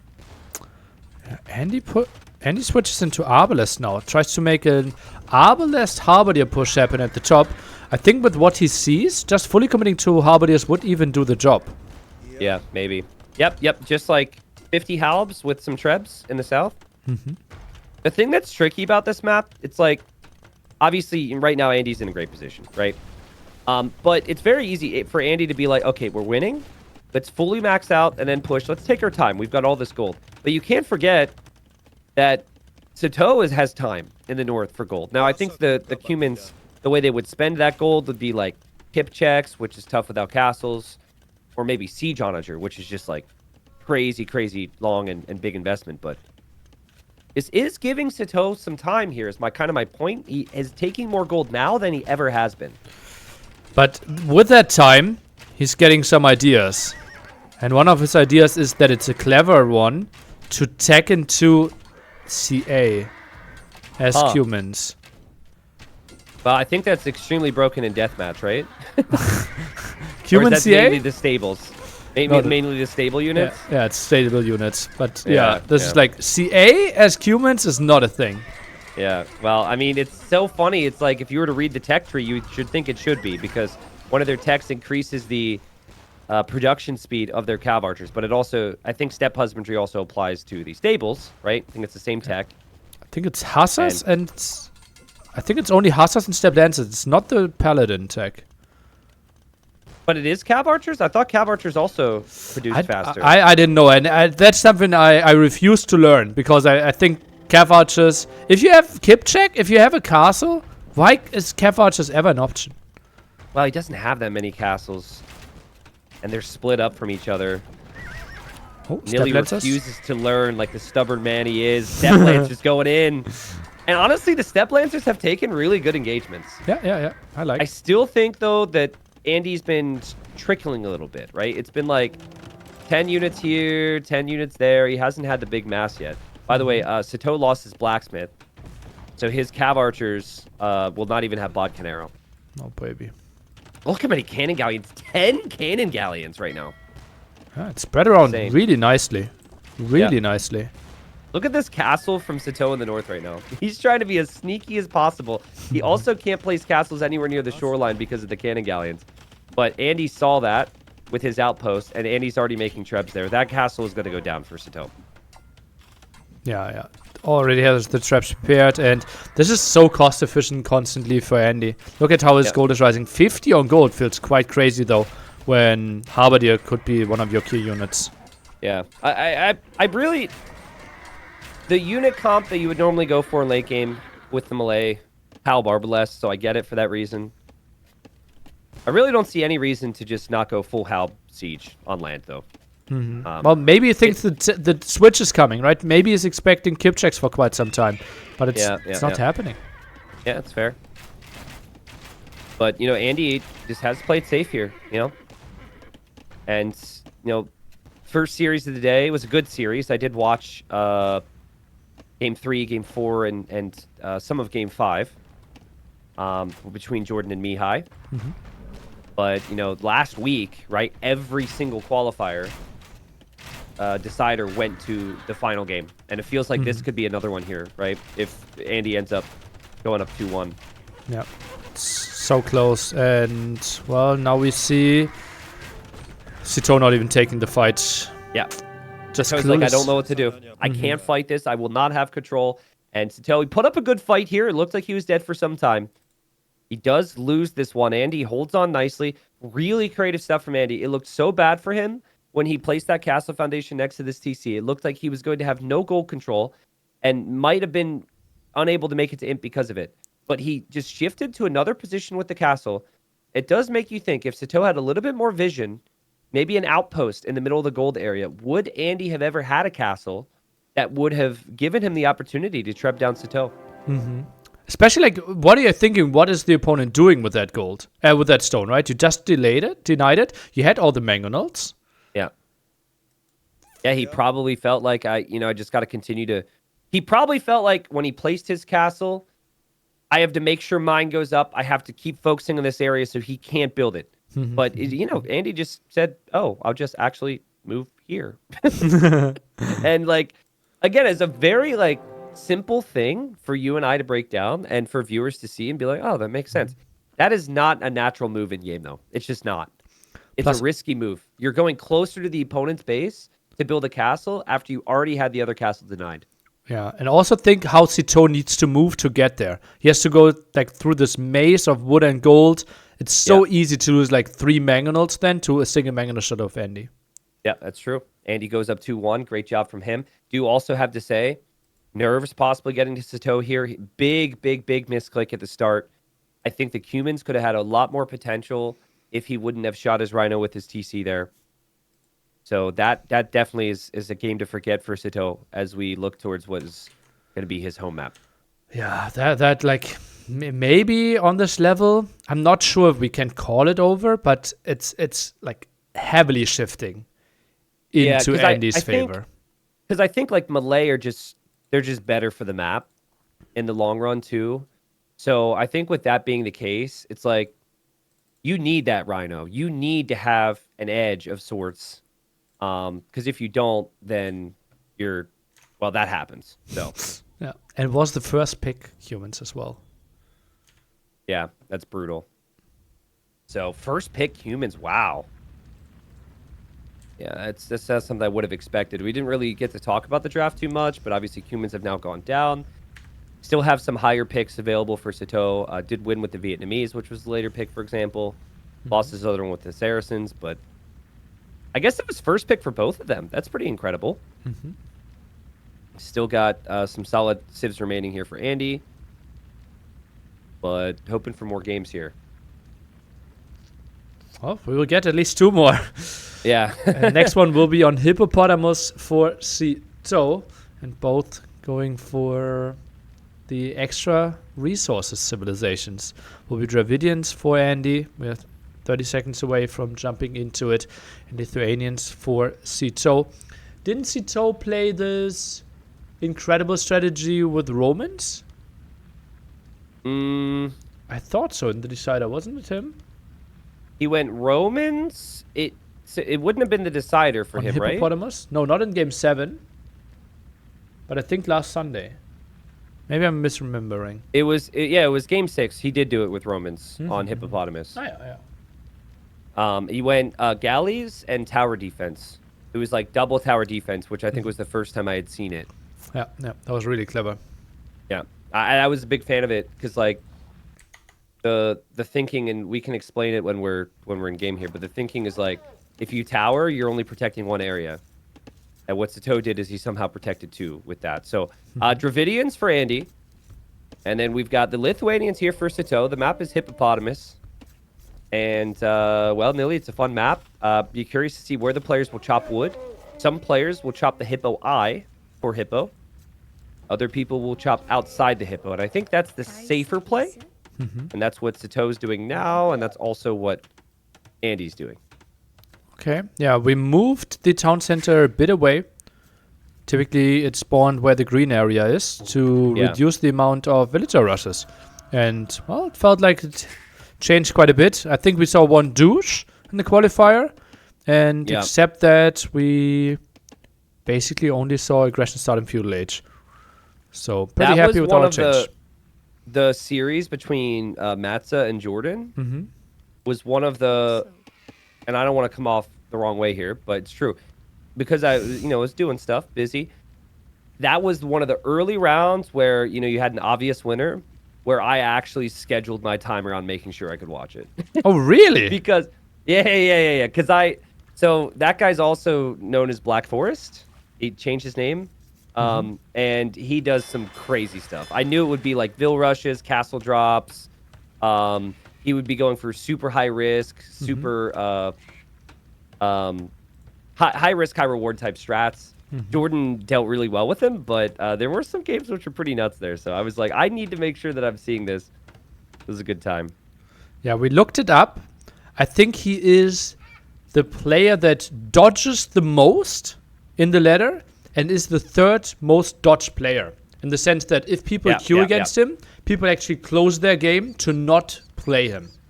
He doesn't dodge the most. There's a dodge leaderboard now. I think he's top 10 though. Then he's 3 and he's most dodged. Yeah.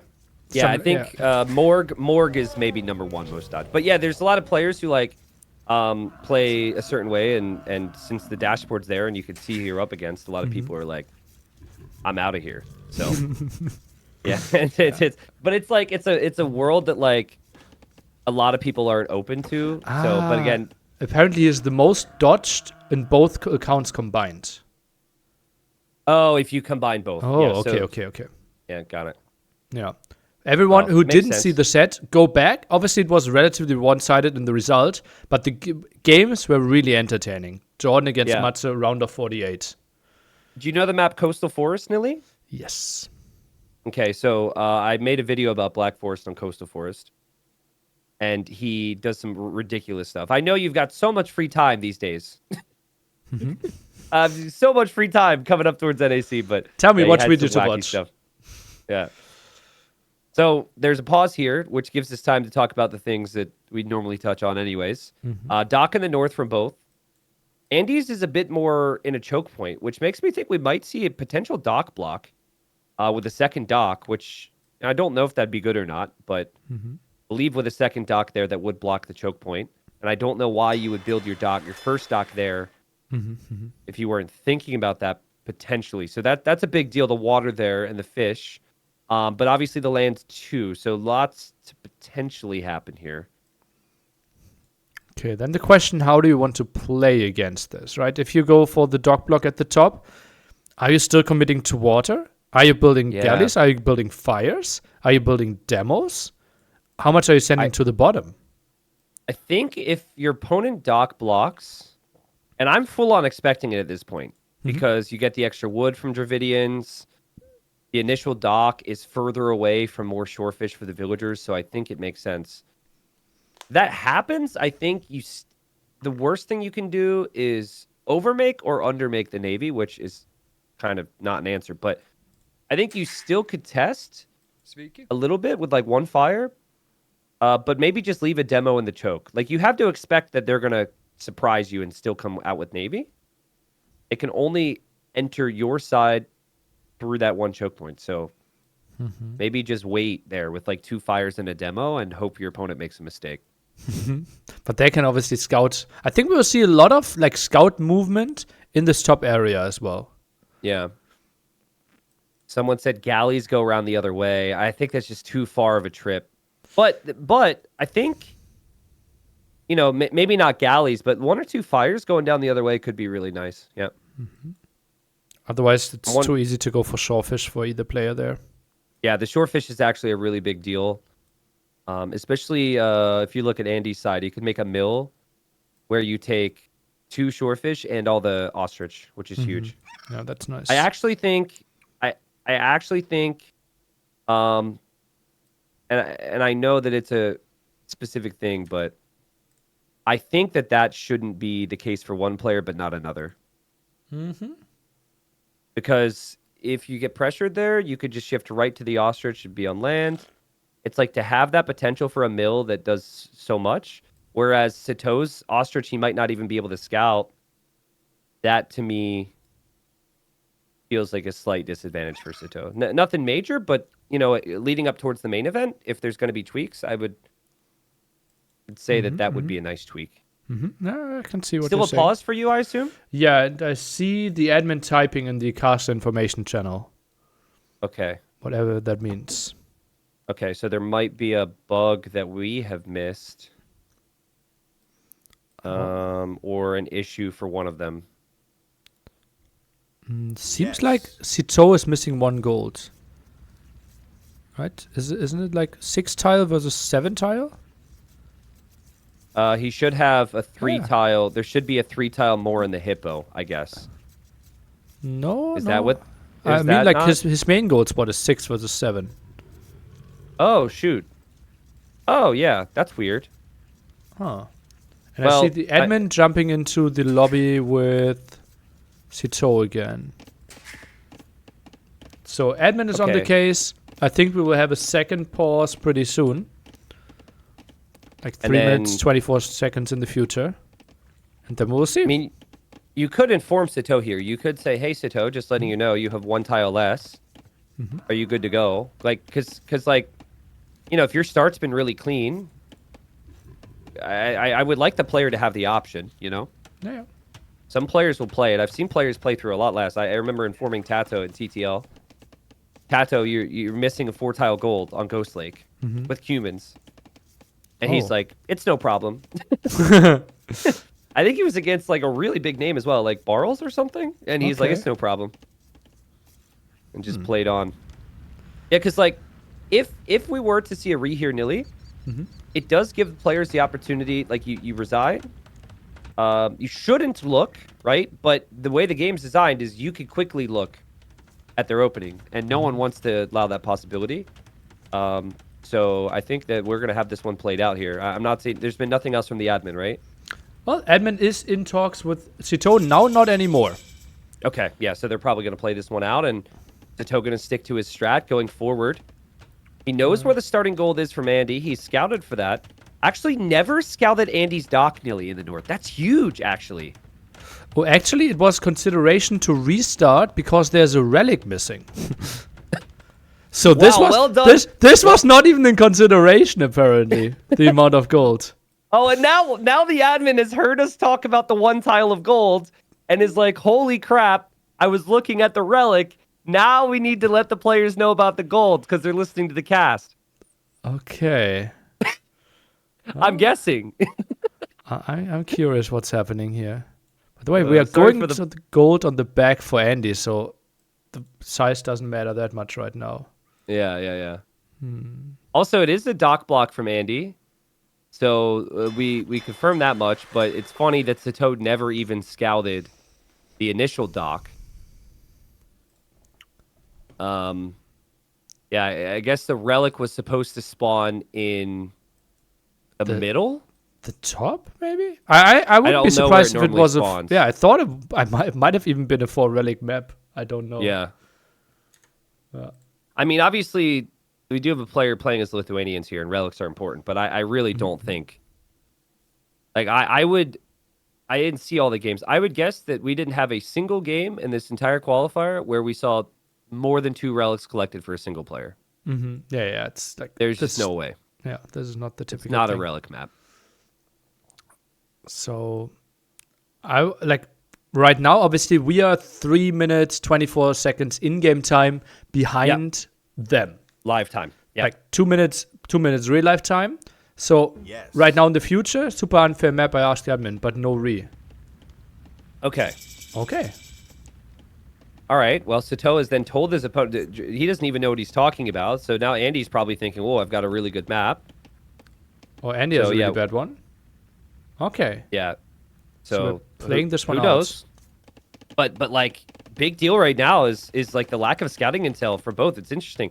Andy does not see that there is a forward barracks and a forward archery range at all. He has no intel on this. He just wants to go Navy to pressure the fish from Sitaux. And then Sitaux doesn't know his opponent has committed to double dock because he doesn't even know his opponent's gone for a single dock yet. So it's completely different approaches in terms of strategies here. Sneaky one. And T-Bot pressured this area quite nicely, right? And we said this will be the dream mill spot. But if Sitaux simply gets a fire galley or a galley there, he will get control, and then it doesn't matter that much. It's also a dream tower spot, right? Like Sitaux on the back, he doesn't have the possibility of making a tower that protects a gold and also the wood. But that's how that back area tends to work. And Sitaux's gone land pressure. One tower kind of defends everything there. The sneaky dock from Sitaux is interesting, though. He can take the food. His opponent might never expect that. Yeah, we'll surprise him way later. And that tower is positioned so nicely. I don't really see how a single skirmisher can ever really find proper damage. Yeah, Sitaux's going to look for damage, having the faster spears and skirms, looking around. Obviously, he's getting pressured by 2 docks now. Sitaux's going to try and stabilize here. Nice repair. Andy needs to notice this. It's going to be a long trek home for Andy to repair his ships. And Andy now dropping a dock here, but Andy is not going to expect fire galley coming in here near this dock. But he does have 2 fire galleys on the way. But demos could be crazy, Tristan. Yeah. Demo could be insane. Villager gonna go down, maybe. Sitaux finally finds the payoff. Sitaux hasn't lost any eco yet, which is really impressive. And that could actually be another villager dead here for FreakinAndy. Loses another, and the demo could be coming in. Oh, baby. Do you wait, Neely, do you wait for another, or do you go now? I go now if I know I can distract at the same time. Oh, he goes in. He goes in. But patrol. Yeah, and it goes right into the fire. And I mean, FreakinAndy doesn't know where that came from. He's gonna find out here in a second. There was also a demo or a ship loss. I missed what died exactly against Andy in the north, but Andy will likely not kill any of the fish from Sitaux. That's impressive from Sitaux. Yeah, nice repair there. Pulled back quite nicely. Spearman counted only 1. Could have helped out quite a bit there against Villager and... Yeah. He lost the spearman to a tiger in the back there. Sitaux, woo woo woo. That hurt. Have not heard that in quite some time. You're saying woo woo woo. Woo woo woo. Well, it's everyone's removed the freaking wolves, man. It's always tigers or lions, you know. So. Okay. You see what Sitaux's doing with the choke points? It's really cool. It's like in the north, he thinks if I have a demo on the choke point, I could be okay. In the south, if I have a demo on the choke point, it could be okay. But still, the fire galley numbers are so high. And this might be the pause, like the pause that we saw in Discord, what we knew was gonna come. I'm not sure. No. This is a new pause, and this is going to be a long one.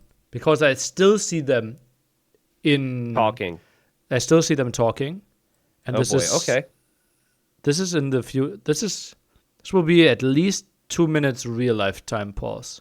And longer. Well, I mean, it not ideal, right? So much of the game has been played already. So I don't know what's being discussed now. I'm sure they'll pass it along to us. At the moment, it seems like a relatively even game. I do think Andy's position is a bit stronger. Just because of the amount of navy he has and the potential that can give him. But Sitaux's adding more docks in the back now.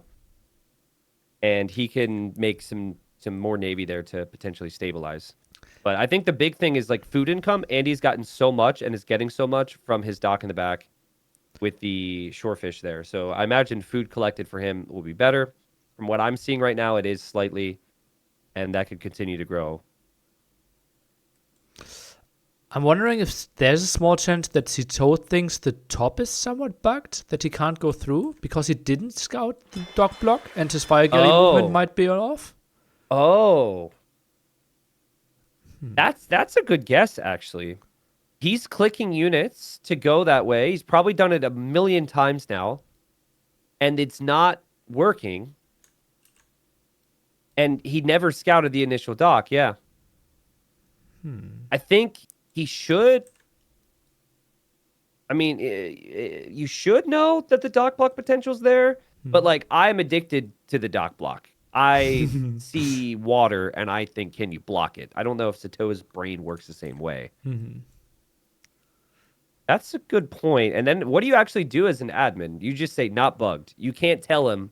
Yeah, it's It is like blocked obviously with docks. depends on what the opponent is presenting, right? He says like, Yeah. "Oh, my ships are behaving weirdly." You kind of have to say like, "Yeah, that's tricky, right? What do you say? It's a dock block. You can't say. It's like You say get good, kid, and then you just leave the call. yeah, Yeah, because like I'm trying to think. Sitaux, obviously the one tile of gold missing is something. Sitaux says, admin talking sec, not my fault, don't ... me. Okay, ooh, all right. okay." So Andy didn't like the pauses, which is fair. We're back at business. Big demo, that's a ... right there on the fires there from Andy. And Andy's going to lose all 4 of his fires there due to that demo. That was huge. Okay. Got a really good one in here. Also, Villager repairing Fire Galley on the dock on the left. And Villager helping in some ways, but actually, Villagers could finish off that fire. Way to go, people. Way to go, Villagers. Nice. Also, Spearman there helping out a bit. Oh, man, that demo, though. Sitaux does see it. And Sitaux, probably a good time to leave with these Villagers. I don't blame him at all. Or keep them split, right? Just one on the left, one on the right. And you're somewhat fine. But he will have some clumped up villagers at home. Scout is looking at it. This could be 3 dead vills quite easily. Even more. Yeah. Depends on how greedy the demo is. What are those villagers doing? He just moved them away. Oh, wait, which Villagers? I'm sorry. There's so many that could be exposed against this demo. The ones near the forward dock or the back dock? The one closest to the demo at the bottom. But now they move towards the berries, apparently. Yeah. Demo's still moving from Andy. They're both going to click up. Demo Andy at the must be left missing a side. building. Tristan, bottom. Andy. Andy. Loses a Vill and a demo. That's reasonable compared to what could have happened. I love the scout activity from Andy. He's looking to see if he can find Villagers. But then Sitaux sees the demo with his fire. Also, Navy in the north continuing to stream in there from Andy. And Andy taking full water control here, nearly. And I really like Andy's position. Just the consistency on water seems really good from him right now. And Sitaux's got a lot of Villagers running around without jobs to do. It's crazy how little land aggression we are seeing. Yeah, right? A very fair point. Look at that demo. It is going to be used. I think in theory there, he could have actually waited a bit more and used these fires. But it's been a wild series so far. Obviously, this game hugely important. Andy could go up 3-1, which would mean Sitaux would have to win 3 straight. Sitaux was here last decider, and Sitaux lost in the final game against Hart. And this would be the biggest win of either player's career, I think is fair to say. Maybe not Sitaux. He did make it to Red Bull, but less people are able to make it here. Sitaux has advanced a lot as a player since that Red Bull LAN he made it to. So Sitaux does not want to give his opponent a 3-1 lead. Oh, Villager in quite some danger to fire galleys and the Tiger helping out at the top. Can Andy save the Villagers? Seems like yes he can, but will lose the fires. Yeah, that'll be a Villager. That'll be a dead Villager if it doesn't get quick walled. And I don't think players are getting alerts about wild animals attacking, or did they fix that? I think that's fixed. I'm not 100% sure, but he saw it, right? He moved the Villager. Yeah. Okay. Yeah, I'm not sure if that was fixed. It was an issue on custom maps. And so we're going to see Villager go down here, maybe. Nice save from Sitaux. Pulls the Villager back. And we got Knights for Sitaux. We do have a Siege Workshop in the middle now for Andy. And this has been very different from all the other Hippopotamus games I remember. The dock block, the trash forward. Like, there's, 4 docks for Sitaux, but he only has 3 fires. There's 3 docks for Andy. He's only got 1 fire. Look at the stone of Andy. Like, he could go for a really aggressive castle into killing 7 houses. Yeah. He actually canceled the Siege Workshop and is going for a market so he can buy resources here. With that eco setup, it makes sense. He's going to get the pikeman upgrade, which is cheap with the Dravidians. And oh man, look at this. Sitaux is like looking to kill villagers on the stone. He's going to see the stone and be like, wait a second. People took that stone. What's going on? Sitau's going to lose his starting TC to a castle drop here. So remember when we were saying that Sitaux is missing a tile of gold? Well, he's going to miss a whole lot more than that. Yeah, and Andy is going to miss it. So I have a message from the admin. Are we reading that after the game, or are we reading it now? I'm okay with it now. Okay. First pause. Admin noticed 4 relics, proposed a restart. Players didn't want to because of potential hidden strategies. Okay. Okay. Second pause. Sitaux noticed some inconsistencies in back resources distribution. Okay, But yep. the admin didn't think a restart was worth rewarding. Okay. Third pause. 6 versus 7 gold. That was us. That was us speaking. We did that. And then the admin offered a restart, but Sitaux wanted to continue at that point. Okay, got it. Well, I'm really glad the restart wasn't taken at that point. Too much of the game had been played, to be honest. Yeah. So I'm really glad that the game continues. But, I mean, Sitaux, maybe props to him, right? Because it never felt like he was hugely ahead. That TC for Sitaux is going to go down. I do not see an easy way for him to come back in this. He did kill a villager in the back with knights, but this position for Andy right now is looking really strong. We've got the War Galley upgrade from him, which means he can send in more and more ships. And Sitaux is going to be on 1 TC in the corner of the map, nearly. How about he's getting villager kills? He's getting water control. Like, I don't hate the position for Sitaux. Okay. It did actually use the scout, most likely, there. I missed it on the left. Killed a monk. Yeah. Now some Still conversions. has the dock in the south, too, actually. Like, those pike are all dead. Like, 8 out here, and they won't achieve anything. Interesting. What a weird map to play, right? Right? So uncommon. Fires there for Sitaux. Will go down to the fires from Andy. And the pikemen are stuck in the corner, and that's the perfect spot for that scorpion from Sitaux. So, yeah, like you said, should be the end of the pikemen. No real siege push ever got started here from Andy, but he will be happy that he took out one of the TCs from Sitaux. Now another TC at the top part of the left eye of the hippo.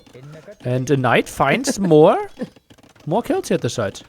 Wow, what a great job. That knight has killed 4 villagers. Probably about to be 5. There's no scout here anymore, so the second you hear a monk, you need to run. Pikemen also still alive in the north. Players have had to deal with that.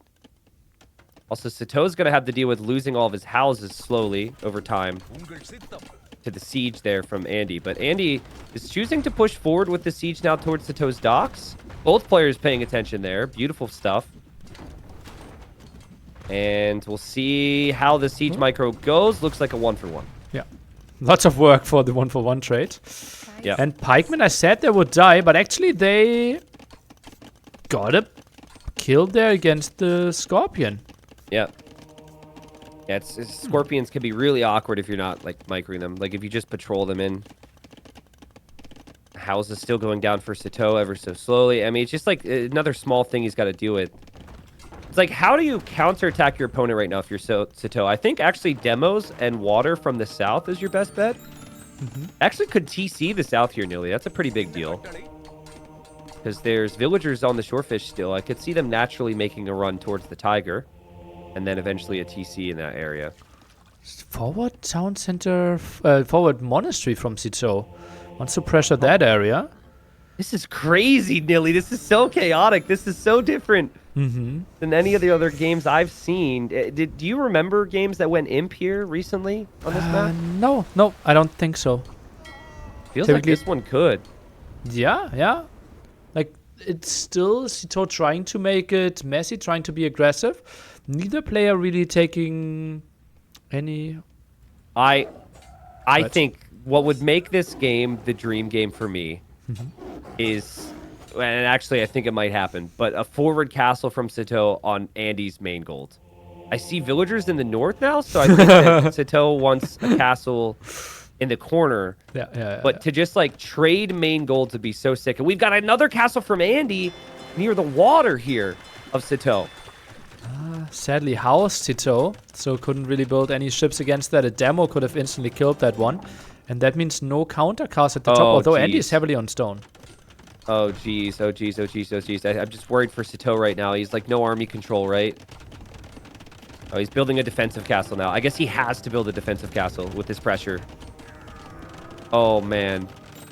That's not pretty. Nope. Not pretty at all. 0 on gold, 7 on food. Yep. Can't take his main gold. The gold behind this is almost gone. Needs this castle to go up. Andy's got 30 plus on food right now. Don't ask me how. Still is going to be a push from Sitaux starting. Castle will go up for him here. But it's been all Andy the last couple minutes. There's the siege workshop from Andy in the corner. Sorry, from Sitaux, rather. But it's just so tough to, like, pass through the water there when there's demos and you're getting pressured at home so much. What are the next steps here for Sitaux? Technically, he could go for the top or bottom to generate some more resources for him. The push at the top can continue. That's a lot of villagers there. Tries to get the castle up. Mangonel will be there. Oh, this could be tricky. Oh, this is going to be really tricky, actually. This could be denied. This could be the game, maybe, if this castle gets denied.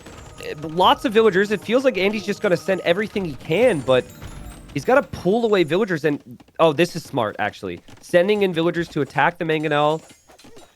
Really smart move. Sitaux's villagers are close to repair. Oh, what a chaotic game. Urumi at it. It's like the type of game that it feels like if you're the winner of, you could take the series. And oh man, the castle will go up. Sitaux actually ran out of gold to repair there or something. He was distracted maybe from the Urumi in the back of his eco in the corner. This horrible looking eco in the corner. 3 castles for Andy right now. Crazy. Goes for some conversion and... Full disaster here. 1 on gold. Tries to go for more town centers, but just looks so shaky. And now, with that castle, he also has the full water control. Yep. Yeah, full water control of both areas where players have docked. Sitaux is going to add a dock now and try and do whatever he can here with the villagers that built the siege workshop. But it feels like anywhere you go, your opponent has control now, if you're Sitaux. It's so awkward. How do you even move villagers, right? And this is like resources are running out in all corners pretty quickly. Yeah. And food, right? Like villagers are moving around to everywhere. They're not collecting resources for Sitaux. For demo at the Andy, top. That big demo there on the monks. I think it was on the monks in all honesty. My brain is in a million different areas right now. Tower to defend this, and I think this castle will be denied. Oh, this disastrous for Sitaux. Yeah, there's too many Urumis coming out, and Sitaux deletes it, and Sitaux now doesn't have enough. He doesn't have enough gold to buy more stone to make a castle now because he lost some of the stone there.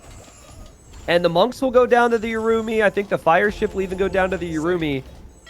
And that food eco for FreakinAndy, he's got like 20 plus farms behind this. It could keep getting better and better. Somehow Sitaux's vill count is still really good. Don't tell me, don't ask me how, because I don't know. Got some conversions maybe. What's the conversion count overall now? 16 already to 0. Okay. Dang. I think like if Sitaux is a way back in this Nilly, a TC in the south is that way back. Oh yeah, maybe. He has a scout nearby there. There's gold and there's stone there, and there's space, and there's like that's the only area where he could breathe and relax right now. Look at the gate wall here from Sitaux against the Urumis. What in the world is that? That was sick. A crazy save. But like Andy's just adding so many farms in the corner now. So many farms around that starting TC. Still is the forward 2 castles. Still has access to the main gold from Sitaux. It's like the first castle that Andy built. That is the castle that usually brings people a lot of success on this map. Just denying the middle of the map, their main gold. It's so hard to come back from that. And Sitaux's been trying, but I'm seeing the resources climbing and climbing for Andy. Surely Imp is going to come in for him soon. Oh, and that's going to be another aggressive castle. Can this be stopped? Maybe adding some lights is there. Food economy, not really. Losing the water, and now he lost the dock there as well. Oh, that's painful. Yeah, they're looking on the other side right now. Counter tower is needed. You have the tower, yeah. Yep, there's the tower, and then you fight. You build the tower with like 10 vills. You pull 2 or 3 vills to fight off the other villagers. That's the play. And let your fire galleys do some work as well. He's helping out. I think this castle will be denied. Yeah, Andy might need to back up here. At least, like, the positive for Andy here is at least he recognized and is going to save most of the vills. Yeah, true. And he's just going to bring more villagers through the middle here. Like, Imp is a big problem for Sitaux. I do not know how Sitaux stops the opponent from winning this game in the Imperial Age. Like, Trebuchets will take out his castle and take out his TCs. He's just going to be under so much pressure. How can he... Is there a world how he can get to Imp himself?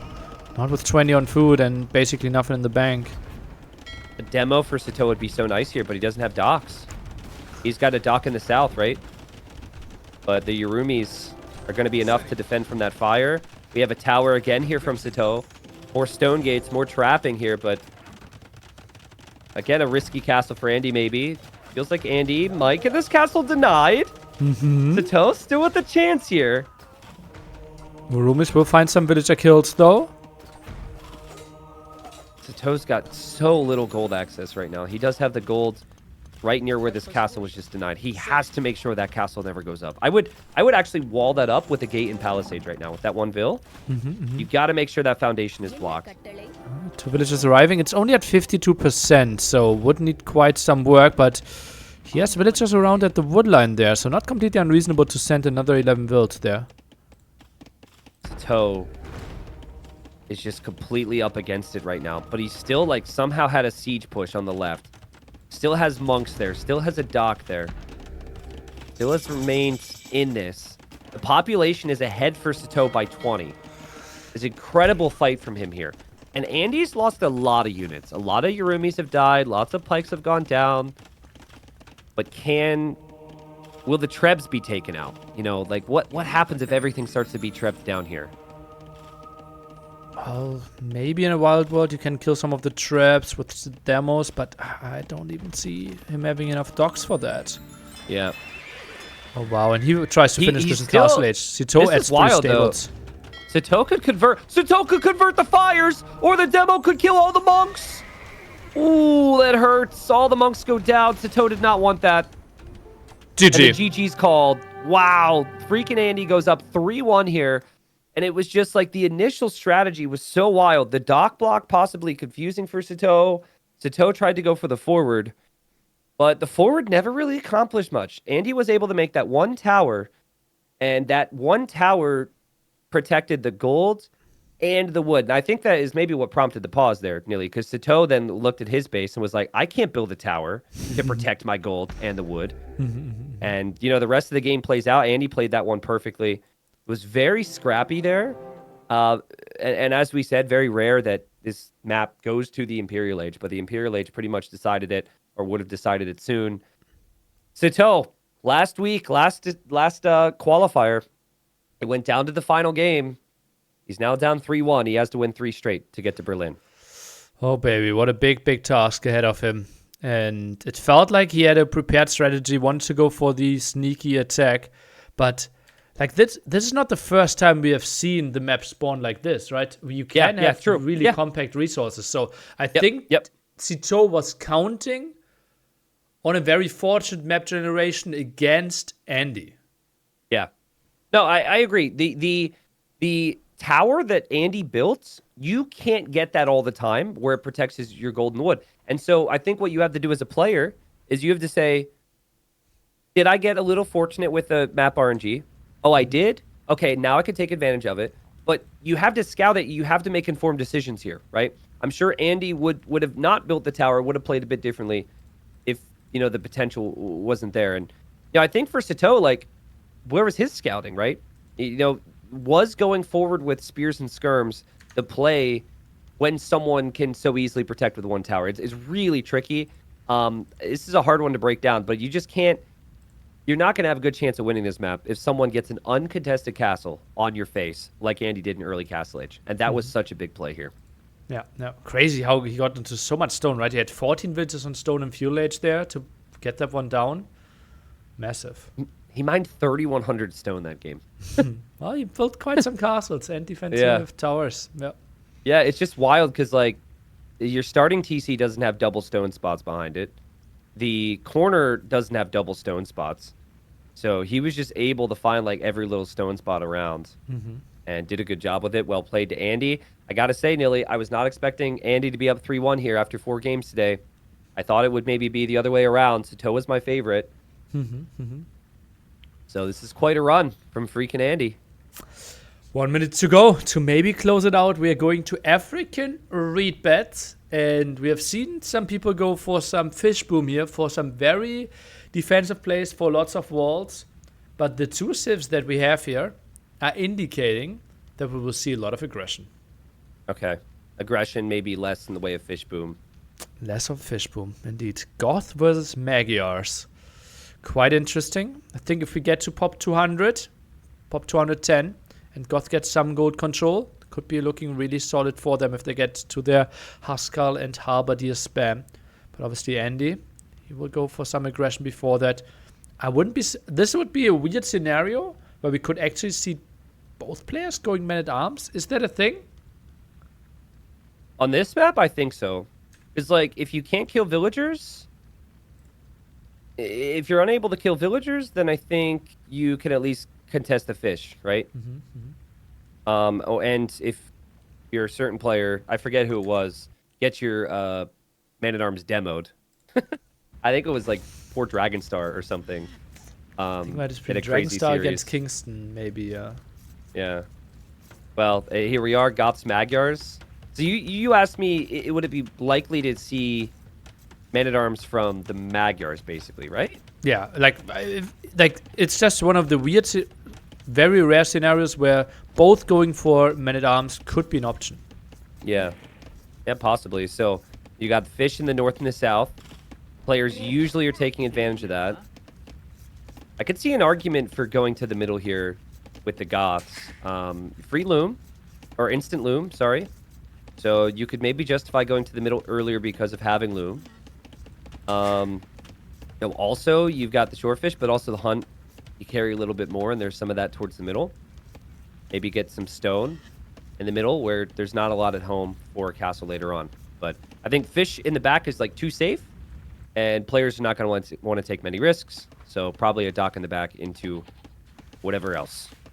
Feels like both players can wall off that area quite easily as well. 2 wood lines kind of blocking it, so yeah, very unlikely that we will see big raids there. Obviously, Goth can't really wall it off too nicely there with stone walls, but when do we ever see that matter? Was this map originally an NAC map, or was it found? This was a winner of NAC 4 map making contest. Ah, okay, got it. So it was originally an NAC map. I was just curious on the decision to put dolphins in the corners. What would you have preferred? No. I just, my fiance is a marine biologist. So, the whole eating of dolphins thing, that actually doesn't bother her at all. But, I thought you liked her, Nilly. I thought you liked her. Yeah, and that's why we talked about it, and she said she doesn't mind. Okay, good to know. Good to know. Yeah, the 350 food, though, is the most notable thing there beyond the dolphin squeaks. The salmon or perch is 225 food. So this is a lot of food right there. And no shorefish, so villagers don't have the shorefish next to the shore like standard map.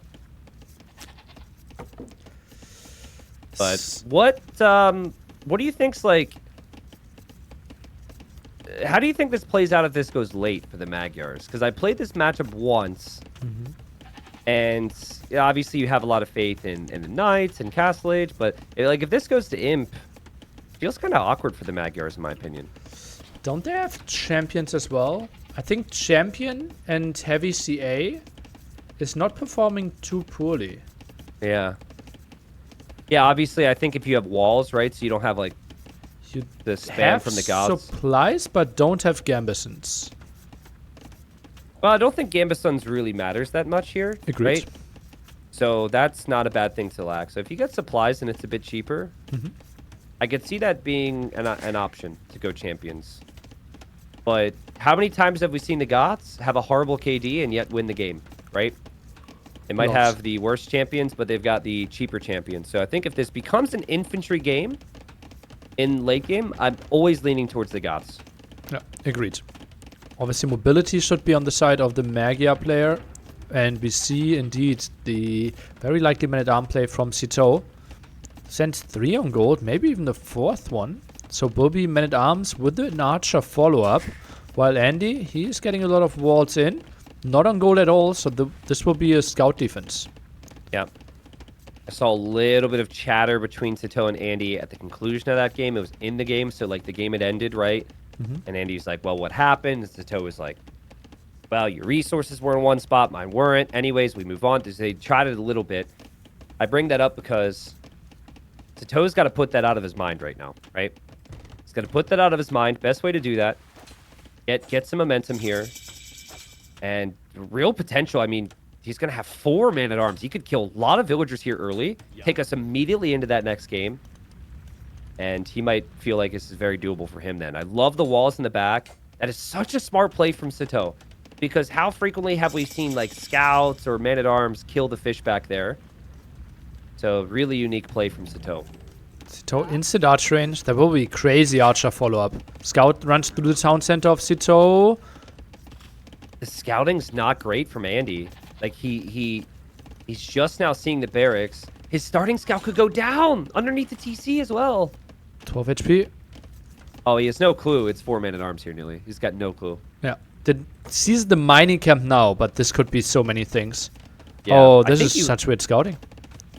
Yeah, I think you always have to expect it, right? We talked about it before we were even in the game. We just said, will the Magyars go for man-at-arms? But maybe right now, you know, he's getting lured into thinking he's fine. Look, he's going for a range. He's trying to rush up the walls on the left. He's not expecting these men-at-arms to already be through. What does Sitaux see? Sees the wood line. Man-at-arms now It's been spotted. How do you wall so against that scout this? now needs to block a house. Ideally, it does not happen. Nice shot from Andy. How many spearmen do we see? Okay, 2 spearmen, 1 archer, starting their journey from home now. Also, do you prep a demo in your pond right now? Probably not. But I mean, for as much potential as there maybe was here for Sitaux, a beautiful job from Andy. He scalded it, but he probably expected that, you know, that could have happened. So he was looking around for it at least. Scalded it, hasn't lost anything. The men-at-arms are looking very slow now. Uh-oh, I spoke too soon. Andy, don't forget about these 2 villagers here. Think he can get away with them. Maybe commit against those. That scout count is really solid. Yep, but fight not really the best. He Took a lot of maybe damage. wants to be a little bit more patient with 2 of the scouts weak, but he should clear this. See, Sitaux, if he could bring that spearman and the archer through, would have the better army. Yeah. He tries to break this now. If he breaks this, it will be really tough for Andy to engage. Yeah, Spearman and Andy's archer just gotta idle fight though. now.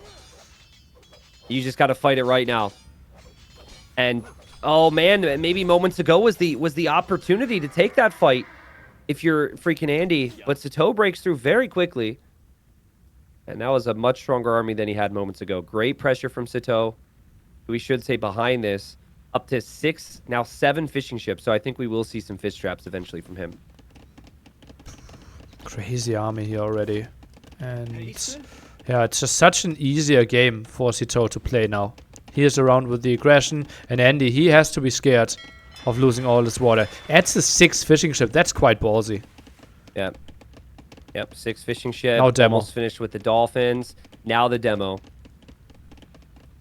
Yeah, I mean, this has got to be looking like you're going to lose your army if you're Sitaux. Obviously, you're trying to buy time. If you catch a glimpse of the fishing ships, though, you might feel like at least that's eco damage. Because you haven't found eco damage elsewhere, but he's veering away from that. Maybe canceling the demo would make sense for Andy right now. Yeah, but tough. Now he is taking the engagement, so unlikely that he will macro for that. The demo finishes, and Sitaux has to think this was a reasonable trade for him. Got the most out of his army. Yeah, you know, if Sitaux is completely walled, I'd love this. He's not completely walled. Not completely, no. So, like, 5 scouts, but still get over there, do some damage. You still got range units here from Andy as well. We're still talking about an infantry civilization. If you go archers, which Sitaux is great with, you're doing that as the Goths. It doesn't feel that strong. If you go stable units again, especially going into the Magyars with it, doesn't feel that strong. I just feel like this could be really good for Andy here. Sitaux went out here? That felt so weird. Like, he knows how much army Andy had. Why does he think, like, patrolling out there would ever be an option? I mean, the factors are probably... I'm a really aggressive player. I always feel like I'm in my zone if I'm controlling armies, you know, like...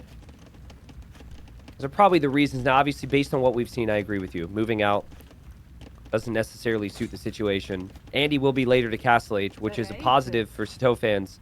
Big negative for Sitaux is how much army Andy has at Sitaux's base right now. Stable now being rushed. Kind of interesting that he builds it with 3 villages. Takes 50 seconds if you build it with 1, so would be fine before. Maybe he wants to squeeze in bloodlines. I think he might even be thinking about the need for a scout here, right? 1 scout could help out to push away the skirms. Makes a scout now. Eco's rather awkward for Sitaux. Behind this, Andy's looking pretty smooth. Like, I think it's been interesting how Andy always plays... I don't know if it's fair to say he plays safer, but he seems more of a defensive player than Sitaux, that's for sure. Yeah, agreed. Scout out, bloodlines now in, and he can't really build a knight. So the clear up will be tricky. And is this maybe the spot where Sitaux builds, like, a knight into 3 TCs? Yeah. It's such a long journey to get over to the opponent's base. Yeah, the bloodline's choice is delaying the knight, like you said. And so this is still a much better army here for FreakinAndy. Oh, disaster. Loses everything.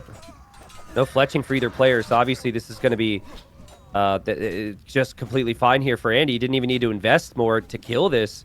And so a big question is, like, what are you going to do with the Goths? And we're going to have our answers here because it's just going to be a knight, a scout, and a dream here for Sitaux. And a dream that might be disappearing before our eyes right now. Okay, so it will be just 2 knights most likely and then 3 TC play. Follow-up typically is Siege Workshop Monastery. What is Andy thinking about? Now looking back at his base, expected triple archery range actually. Yeah, I looked and I was expecting to at least see a second. I wonder if he doesn't feel the need to go for cav archers or the want to go to cav archers because he's up against a civ that can make huskarls here, but I'm surprised. I thought Andy, like, the reason I was speaking so negatively about the Sitaux situation is I thought we see double range cav archers, and then the knights, the scout, basically have no defense for that. But Sitaux, he's building dock number 2. Look at the beautiful fish traps in the north. He might make more. And he's got the eco lead here. And like we said, if it goes late game, if it gets past that point of, like, the faster massing cav archers in Castle Age, the extra attack upgrades Magyars have for their knights and whatnot, I think we both really like the Goths. Yeah. Also, Sitaux, like, he could easily get to a 4th town center even. Look at that. Yeah. He is now going on to stone. I think he knows that this will be a full boom game. It's very interesting, though. Not even a blacksmith here for Andy. So he really was never thinking, unless I missed it, he was never thinking about aggression here, which, like, nearly, we've been doing this a long time. We both have been asked hundreds of times from, you know, a beginning player, how do you stop the Goths? Right? And a big answer is, well, Goths don't have much of an eco bonus. You have to be aggressive against the Goths. And if you could stop them before they get their castle, before they get their, you know, big spam going, that's going to put you in a good spot. And that's also not something beginning players like to hear because they don't like to fight in Feudal Age and Castle Age, but that's the truth. And so I feel like Andy must have a lot of faith in his Magyar late game. if he chooses to just be sitting at home right now. And I think we have seen that a bit against Gujaras, right? Didn't we see that in Graveyards yesterday? Where he played Magyars as well, and it felt like, wow, well, no, against Hindustani. Could be a tricky army composition in late game, and he just went mass heavy CA with recurve bow, and was looking really good. Yeah, and he did just kill 2 villagers with 2 knights. He also was just walking over freely on the left side with a monk to get a relic, and Sitaux walked right past that monk, so Sitaux missed out on that. Still being active with that scout on the right side. Resources collected right now. It is all in favor of Sitaux, and Sitaux is leading in every single category of those resources. So it seems to me like right now he's expecting a bit more pressure, and that stone is not maybe for TC4, but for a castle. And the castle kind of unlocks all the strengths of the Goths. And the beautiful thing about Goths and their castles is you don't really even need the castle past the unique techs, right? You get the 2 unique techs. One's the faster producing infantry. One allows you to create Huskarls from your barracks. And it's like, I mean, geez, you don't even need Trebs with the Goths. They do also have access to bombard cannons. So you could lose all your castles, still have just as much power, which is really rare for a lot of civs. I think there's not a lot of action happening over the next minute, so I will take a minute and do some sellout. We'll include your stream and we'll advertise that we are actually having a raffle end today. So if you want to join the NAC apartment and be there together with T90s, with all the players, enjoy whatever beverage you choose together with the whole crew, a raffle will happen later tonight after the 3rd set. So in, I would say, roughly 4 hours. For $200, you can join the raffle, and we will draw people that will join the apartment. If that's something for you, !NAC5 support will help you out. Yeah, my mods can link it here. How many people win the raffle? If we have 50 or below people buying tickets, 1 ticket. If we have 51 or more, it's 2 tickets. And if it's 101 or more, then it's 3 tickets. Okay, so it's scaled. Got it. Yeah, exactly. And right now we have like 15 tickets. So right now it's like really good value. Okay. All right, cool. Yeah, go for it, people. Did not know about that. Glad you brought it up. Resources looking good for Imp. For Andy, he did drop range number 2. Made just 1 Cav Archer. So I don't know if that's a full commitment to CA, but yeah, like recurve bow does a lot of damage. So you could be thinking like recurve bow Cav Archers in combination with champions, like you said, or maybe light Cav. I don't know. I like the Vills to the right from Andy, though. Very early here. He wants to lock down that gold area on the right. And he did get 2 relics, even with the 3rd on the way home. So Sitaux has been very much focused on the defense and the boom. And even his castle, like a very defensive castle at home right now. By the way, it wasn't the 4th town center. Obviously not really needed if you go for 30 fishing ships with fish traps. What a thing of beauty. And that honestly is a big reason why this castle is being placed here. Yeah, actually true. You cannot lose that. Yeah. I thought about it, like, why the castle that defensively? But this is 30 unprotected workers. Yep. Yeah. And it's like, in a messy game, it's a complete nightmare to have to re-add those. So, So food eco should be set for him, and you don't need that much food eco to spam with the Goths. We now have Anarchy now, and Barracks being dropped. So it's going to be Pike, Huskarl, potentially. But, I mean, Andy's going to be an Imp well ahead. The question then is Andy actually going to benefit from him? Andy still doesn't have blacksmith upgrades.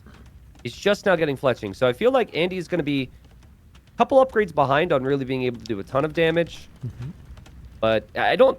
Maybe he doesn't care about that. He's going to have the relics. He has gold locked down. Like, he might be able to get to a crazy type of army here, even against the Goths. Well, let's see. The swarm could be starting pretty soon. First Huskarls in the queue. Would love to see some more barracks already built. And that army in the center feels quite unprotected. Yeah, monks could get some conversions, but conversions back could happen for Sitaux. And Goth, they're burning through buildings quite quickly here if Andy's not rewalling. Yeah, and it's like, I also do not hate the extended castle age with the Goths. Just take some map control with a lot of infantry, make it awkward. And this could be awkward, especially if Sitaux uses his monks effectively against those 5 knights. But that is the opposite of what's happening right now. Whoa. Great split by Andy. It goes for the monks with the scout. The knights are dealing with the Huskarls. CA trying to do their best against the pikemen, but numbers obviously really solid for our Frenchman right now. Yeah, and he can still spam, and he can still click up the imp behind this, and this is why we brought it back to, hey, maybe you need to pressure this guy a little bit, because you've let the Goths do their thing. Fish traps are not easy to place. That's part of this too, and it has been a very easy, very breezy game up to this point for Sitaux ever since that Feudal Age attack. And think of the value here. He's killed a lot of knights. There's one knight with 3 more in queue for Andy, so clearly he wants those. There's 3 cav archers on the field for Andy. So Sitaux in a great spot. He's going to come to the middle. He's going to drop a castle. And I am really worried for FreakinAndy right now against the spam. Maybe you should have stopped by more at your chat and asked how to beat the Goth, because he apparently doesn't have the answers. Look at that. Sitaux, he's in the dream scenario. 145 villagers, full setup, and can now spam like a madman. Yeah, exactly. And you do not even need a good trade. These have all been good trades, but because the Goth eco is... because the Goth units are so cheap, you could just toss units away and... Oh, man. Now, a big thing here, Nilly, that just happened is Sitaux saw the castle on the right. So I think right now he's doing the right thing to pressure. He's doing the right thing to go to the left side. The correct thing to go to the left side. To potentially secure some gold for himself. But I think, like, right now, the flood is amazing through the middle. Yep. When you're an imp, maybe with a couple more upgrades, you pressure that right gold area. You can, but you can also just push through the middle, right? It's not the worst thing. Also, something we didn't mention, technically there are neutral markets in the corners. So you can trade if this goes super late game, but right now the main thing is just somehow trying to stabilize here for Andy. Yeah, I'll add $500 to the NAC fund if we see a trade in this game. Oh, any trade? Oh, there's a chance. It's risky with how many people are misclicking trade cards these days. Oh, maybe a trade cock. Yeah. We'll make it interesting. I'll stick to my words here. Nice. It's great kills from Sitaux, right? It's just been the easiest game of his life here with the Goths. Huskarls producing out of a barracks now, going right into the main eco from Andy, and I just again, like, going back to it, man.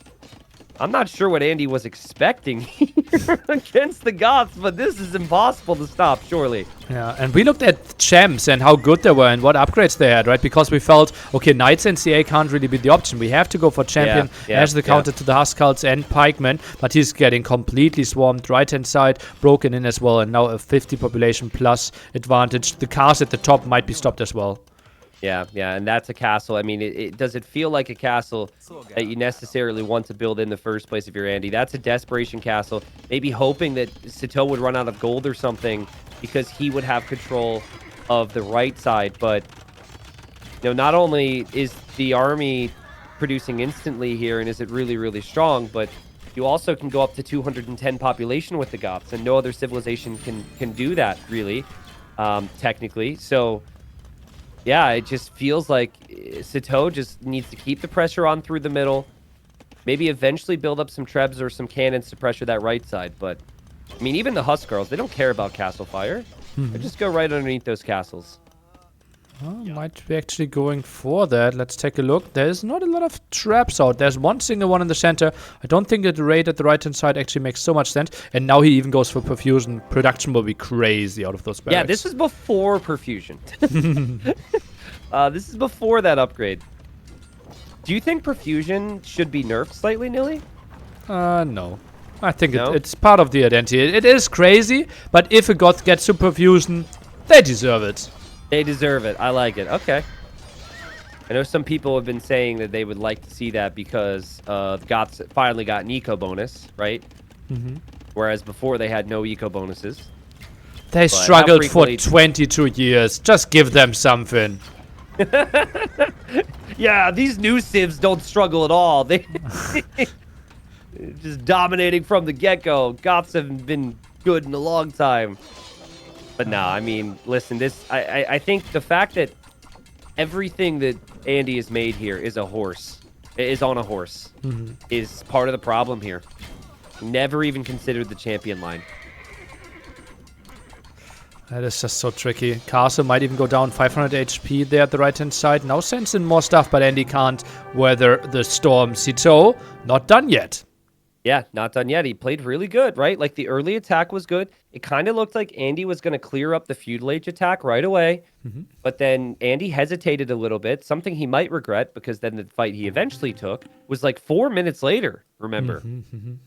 And that's actually a really big point that maybe we didn't stress as much. Like, I think if Andy's scout, skirmisher, archer army was over at Sitaux's base 3 minutes earlier, Sitaux maybe isn't on the way to Castle Age as fast. Maybe he isn't able to get the Castle Age time that he had, and then also the boom. Now, also, we did mention this quite a bit. I think you have to pressure the Goths a little bit more. But Andy maybe trusted this late game a little bit too much. Maybe felt like the relics and the gold control was enough. It wasn't. And we head to a game 6, and I'll see what Andy's got as far as home maps are concerned. But at least he's got the Goths out of the way. At least he doesn't have to deal with that anymore. Yeah. I'm not sure if that's like his biggest concern. Oh, I dodged a bullet. Now I don't have to play against Goth anymore. I mean, it's been a civ that, while it hasn't had a crazy pick rate over the years, it's had a lot of bans. Yeah. Because people don't want to deal with it. So, yeah, true. but yeah, Goths pay off there. Slavs, Mayans, Bulgarians remaining for Sitaux. And then FreakinAndy's got Bengalis, Koreans, and Turks.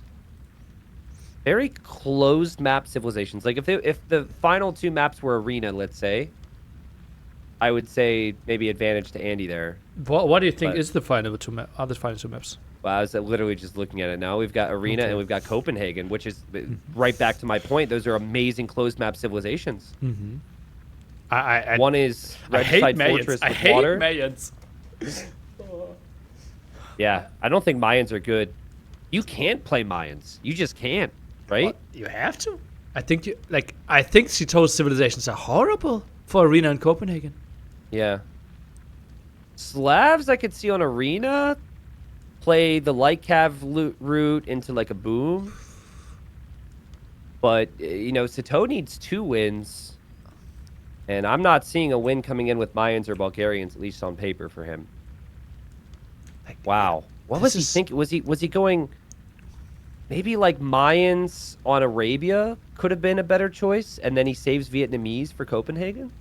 I think that's better. I also think like Slavs on arena, like without bombard cannons. Yeah, it could be really tricky against the bombard cannon civilization, the Turks. We got 40 seconds till we're in. Well, I think Andy has really good civs now. Yeah, I agree with you. I should also bring up, sorry to do this to you, Nilly, but the last time we were going into arena and you felt like the civilization was better for one player. Yeah. Your prediction was a little off. So that's a good thing here for Sitaux. The thing is, I talked to Balz afterwards, and he said, well, at least I learned that Gujaras aren't countering Turks. Yeah. I mean, that's true. Like, I think, and then, of course, Viper said as well that, like, Gujaras should dominate the Turks, and it didn't happen, so. Yeah. That's funny, though. But it's not the final game, too, right? So there's going to be a lot more potential here for games. So here we are, folks. Game 6, and in case you haven't been paying attention to what Nilly and I have been saying or the draft, we really feel like FreakinAndy, for this map and the potential Game 7 map, has really solid civilizations. And here for Arena, a map that he is more comfortable on, he's got the Turks. And Turks have been dominant on Arena for a long, long time. Lots of options to play with. We've got Sitaux playing as the Slavs on the other side. And the big thing about the Slavs here will be their economy. They've got great infantry, great cav, great siege. And I think with their economy, they could be quite strong. And what you would want here probably, Nilly, is space between the bases if you are playing as the Slavs. And they kind of do have some open grass between them. Yeah, on this arena version, I think you're never ever struggling with space in the back. That's why poles, I think, are really solid. And I think in the past, like 2 years, arena versions in general, like, aren't as tight as they used to be. Just taking away more wood in the back made you, give you more options for the boom. Therefore, Slavs are quite nice with that. Also could boom a bit further back, but then they would give up their main stone and one of their golds. Yeah, that's true. Yeah, whereas here it's like you're always going to have something. I mean, if you were to get pressured, life would be a little bit awkward if you're Andy, but there's no natural way for the Slavs to pressure, in my opinion. So I don't really expect that. Is there a world where we see Slav Monk rush? Monks are solid with Slavs, right? Yes, but going monks on a map where players are very frequently going for light cav against the Turks that have the free light cav upgrade, I think would feel a little awkward. No, very awkward. Interesting shape of the main gold here for Sitaux. It's a cross. We don't see that too often, right? Yeah, that's the first time I've seen that in a very long time. So maybe that's the Age of Empires gods blessing him right now. Giving him some energy. So I'm expecting a scalp build from Sitaux. I think his Civ's good at that. And if they both are going into stable line and boom, the Slavs are arguably better there economically. The Turks have the gunpowder later on, but and the cav archers too, but that does take some time to switch into. I think if I'm Sitaux, I would go big boom and like try and always win the scalp advantage. And even could maybe mix in spearmen to help with that, because you can go for pikemen and Turks cannot. And if you take map control at all at any point, you go for a siege push. Try and pressure. Because you want like Andy's castles to be very far back. You want Andy to lose map control. Because Andy's going to have the potential to push your pressure back, but the more you can hold the map, more time you've got. How much is Andy going to respect that, though? Because it can never be full pressure, so it's always fake pressure, like one siege workshop, one mangonel. But yeah, I can see it, why the castle has to be back. Yeah. I think you might need to get creative here in late game, too. I think Halb, Hussar, Onager, Treb is kind of what the late game comp is, but cut through the trees and the sides. Try and raid, like if Andy's back. Like I'm not even kidding here. Like I really think like because the Turk death ball in the middle could be so awkward, maybe try and do some pressure on the sides. It's just such a tough map to do that on. What are we thinking about Siege Ram Halberdier push from Slavs? Would actually be really good against Cav Archer Hussar. Because like yeah, especially if it catches you off guard. I think if Andy's expecting it, there's things you can do. Like even, I think it's a little underrated to maybe even add a couple mangonels in those instances to help with some of the rams. Probably won't see it from the top talents, but yeah, but it's going to be a stable build like we said. But let's talk about how big this is for Andy right now. 4 months ago, I would say majority of people watching this series right now didn't really have Andy on their radar as far as the pro scene's concerned, right? And he went into Titans League. The first series was when he got that win against Hera. And he ended up getting second in the group, ended up getting top 8, losing to Viper, right? And has been really active and really on the grind ever since. He's one win away from being top 10 in the world and flying to Berlin for NAC 5, nearly. Like that, this is huge. Yeah. 1 year ago, we had a $100,000 LAN at a DreamHack in Germany. And there was a $5,000 side event that he actually played in. He won it. And he's just stopped by to get autographs and pictures with the players from the main event. 1 year ago, he was like the fan. Yeah. And now he has his own fandies. Yeah. I mean, he's been good for a while, right? But to be this level's crazy. The amount of names that we know will not be there in Berlin's wild. MBL, Veleza, Sebastian, Barles, Dogao, Miguel. Like, you go down the list of these pros that have been around such a long time. Interesting build, by the way, from Andy. Sold some wood there. Yeah, that brought me Did he forget? Did he forget? I think he might have forgotten. Very weird build. Don't Turks have like Winchester. faster? Yeah, okay, go on with the list. Yeah, no, you're right. Sorry. We were expecting that Andy would have actually had a proper build order while we were complimenting him. But yeah, I mean, I spoke to him at TTL. Like after TTL, he's like, I think I gotta go like get a job and whatnot, and I don't know how much more I can commit to the game, blah blah blah. And I was like, if you can, give 2024 a go, right? I knew NAC was coming. I know there's some other things coming. I was like, just give 2024 a go, and this would be huge for him, man. I mean, also be extremely heartbreaking if he can't somehow close it out. He's so close. And then, of course, there's Sitaux, who I think falls in a little bit more of the personal expectation list. He will know how good he is. It's been a long time coming for him. This would be a heartbreaker for him not to make it happen. Yeah. Wasn't he like Woobly #1 in like 2018? Like he has been contesting Sitaux? for quite some time. Yeah. I don't recall Sitaux around the Voobly days being all that good. I'm pretty sure. Like I know that like people. I was in a German land where Eddie was. I would think like 2018 or 16, and like the Eddie? German. Yeah, Eddie, the arena guy. Yeah. Eddie the Frenchman? Was that Yeah. a German land? Yeah. Correct. Yeah. Okay, all right, continue. I can tell you other stories about that, but let's continue with the main story that I want to go for now. And French people were actually hyping Sitaux so hard. They already said, okay, Eddie is not #1 in France anymore. Yeah. And they said Sitaux is so big, he will be #1 one day. And Okay. I think he was like number 20 or something in the world, so I didn't take it too seriously. But like people believed in Sitaux for quite some time now. Yeah. I mean, and I get it. And like, I kind of doubted Sitaux maybe early last year. Because I felt like he was a little bit more of an like, well, he had the same weakness a lot of other really good talents do, where they're really good on ranked Arabia and not good in tournaments, right? He didn't have depth to his game, but he's got depth to his game. And so does Andy. Like, he really's got good overall understanding of the game now.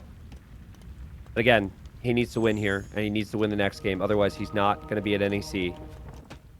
Res collected will be an interesting stat here, Nilly. You've got the Turks gold mining being a little bit faster, which should show, but also the food count for the slabs. And you can see the food count for the slabs is there. So, pretty much as you would expect. But right now, Sitaux, no have upgrade. Happy to just run around with the scouts and fight back as he now gets his have upgrade in as well. Andy goes for the 30C, something that Sitaux can't afford yet. And since nothing is really happening, next story from the same LAN.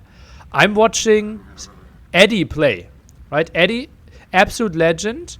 He and John Slow basically were the ones, in the old name Terror, were the ones popularizing monk rushes on arena and this being like becoming the meta. Yep. And I watched Eddie play. And he obviously, like most humans, has two arms, right hand on the mouse, left hand on the keyboard. But he doesn't really use his left hand. He uses the numpad for hotkeys. So every time he wants to jump to the monastery, he actually presses 5 in the numpad and leaves his mouse hand.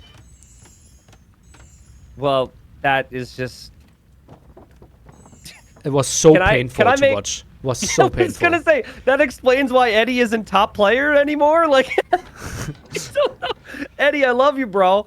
I have met Eddie in person as well, but that explains a lot. He was 2.5k, was that? Maybe 2.6. Yeah. He was insane. Well, you know, monks, right? Monks were really good. There's a little bit more lag, and he was really at great game understanding. So I didn't know that, dude. Oh. Wow. And then I played a tournament and actually lost the semifinals at the LAN against him. Like that was even worse. Yeah. Yeah, because you saw it. Yeah, you saw what was beating you. Oh god. It reminds me of the story from way back with the old Tim and Viper rivalry back at like 2012, 2013, where Viper lost to Tim, and then saw Tim's stream, and he saw that Tim didn't have a hotkey for a mill. I remember it was specifically a mill, and Viper was like, "Oh God, I can't believe I lost to that guy." Yeah, it's so true. 2 relics for Sitaux behind this, by the way. A couple monks have died, 1 for either side. Sitau's going to kill another monk now. Nice. And good work from him. We actually had a camel edition, which I was thinking could be a possibility here for Andy. But Andy's got a really nice Vil lead, too. He's got 58 Vils against 45 right now. Yeah, really started. Added those town centers earlier. Just more investment for Sitaux. Wanted to have more of those relics. And, well, he gets rewarded with it. But 3 relics, very likely that Andy could get the 4th or 5th one. Yeah. But remember what I was talking about earlier, right? You get a bit of map control. I like to see some pressure here.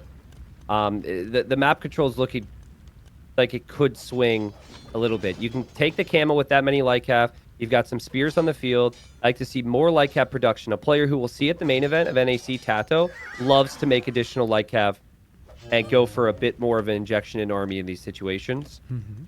It really puts your opponent under pressure. I think, like, optimally, because there's stonewalls, you maybe shouldn't produce more army, but it's hard to play optimal when you're under pressure, right? So I think it just puts the opponent in an awkward spot. Well, you kind of mentioned it earlier, right? Why they're adding more army. Because if you have more map control, and Sitaux has the map control, he forces Andy to build his castle at home. If Andy has the full map control, he can build the castle more forward. And then it's so much tougher to ever reclaim the area with the extra gold. So typically it feels like, yeah, you cannot do damage against villagers, but the late game plays so much easier if you have control in Castle Age. Late game's pretty easy with 5 relics, too. It's 4 right now for Sitaux. And Andy wants to click up. But Andy, he's not making more light cap. Sanctity? Wow. Oh, cancelled Sanctity. That makes sense. Who canceled it? I didn't see who had it. Sitaux is having it in the queue, canceled it, and now queued it again. Okay. Well, I mean, he knows there's still light cap out there. He probably thought, well, I can get this home anyways. But Sitaux with bigger investment in the Castle Age, even early handcart, which I also really like here. I think when you go for the longer Castle Age plays, it's worth it. It also researches much faster than wheelbarrow. If the resources are there, go for it. And your slabs, right? So the food you spend on the 300 food you spend on handcart, you're going to get right back with these farms. Just a mistake happening here. Army is going too far back. Like Sitaux, he needs to control this area. Those light caps should be patrolling. Those should be out on the map. Even like Monk Spearman. He wants to get the relic. Okay, he gets all the 5. But now use your map control. Make sure that Andy is not starting with any shenanigans. The next step technically would be outposting around Andy's base to get an idea if he's switching into Janissaries or heavy CA. Yeah. And I know it feels weird, but and maybe it's too late now, but I still feel like a siege workshop is natural, just to like apply pressure, but it's probably like a minute or two too late. Hussar upgrade will come in for free for Andy, so his light cap will become pretty strong. No bloodlines or anything, or upgrades. And Sitau's just kind of sitting in front of both gates. I agree. With this economy, get some outposts out around the map, just so there's no surprises. Why are we moving back, Sitaux? Like, what, those light calf? Is he that scared of the hussars? He's scared of losing his monks, I think. I don't know. I can see why he's going inside with the monks. But the light calf should just be out there. And I think it wouldn't even hurt to continue building light calf now that he's up to him. I think he will. I think he will. He's made more stables, so that would make sense. He's also making spears. We could see pikemen upgrade and additional barracks. I think this will be hand cannons and not cav archers for Andy. Yeah, full gunpowder here instead of going for the cav archers. I like the play because I think it hits faster. And you are kind of on a clock if your opponent has 5 relics. Getting heavy cav archer, getting all the blacksmith upgrades in attack and defense, getting the castle up for Sipahi. That all takes time. But with free chemistry, instant chemistry, hand cannons, bombard cannons on the way, you can get a nice little death ball here. Siege workshop quite aggressively here for Andy. Monks out there. Not a lot of upgrades. And Andy ready to wall in his villagers. Hussars. Hand cannoneers added over heavy CA. Now the first bombard cannon. Monks pressuring this one. And Sitaux, yeah, he had the map control, but now getting pushed back. Yeah, and this is what Andy wanted with the faster imp. But you do still have Castle Age units here that could maybe take some decent engagements if you're Sitaux. The army production's paying off for him. The pikes will get some decent hits. Ultimately, though, I do think Andy will clear this up, and he knows it because he's making another siege workshop. And Sitaux is now thinking through all of his options. He's going to get block printing. But reminder, guys, that Andy is leading 3-2. There will not be a Game 7 if Andy can complete this push. That is a lot of gunpowder. We said it on the draft. It felt very natural for Andy in terms of his civs. And he pretty much just like gave up on the relic contest, which is something you can do if you think your civ is so much stronger in this timing. That's a beautiful castle from Andy, who will soon shoot down these walls. That castle will give him the ability to make trebs, maybe some unique techs.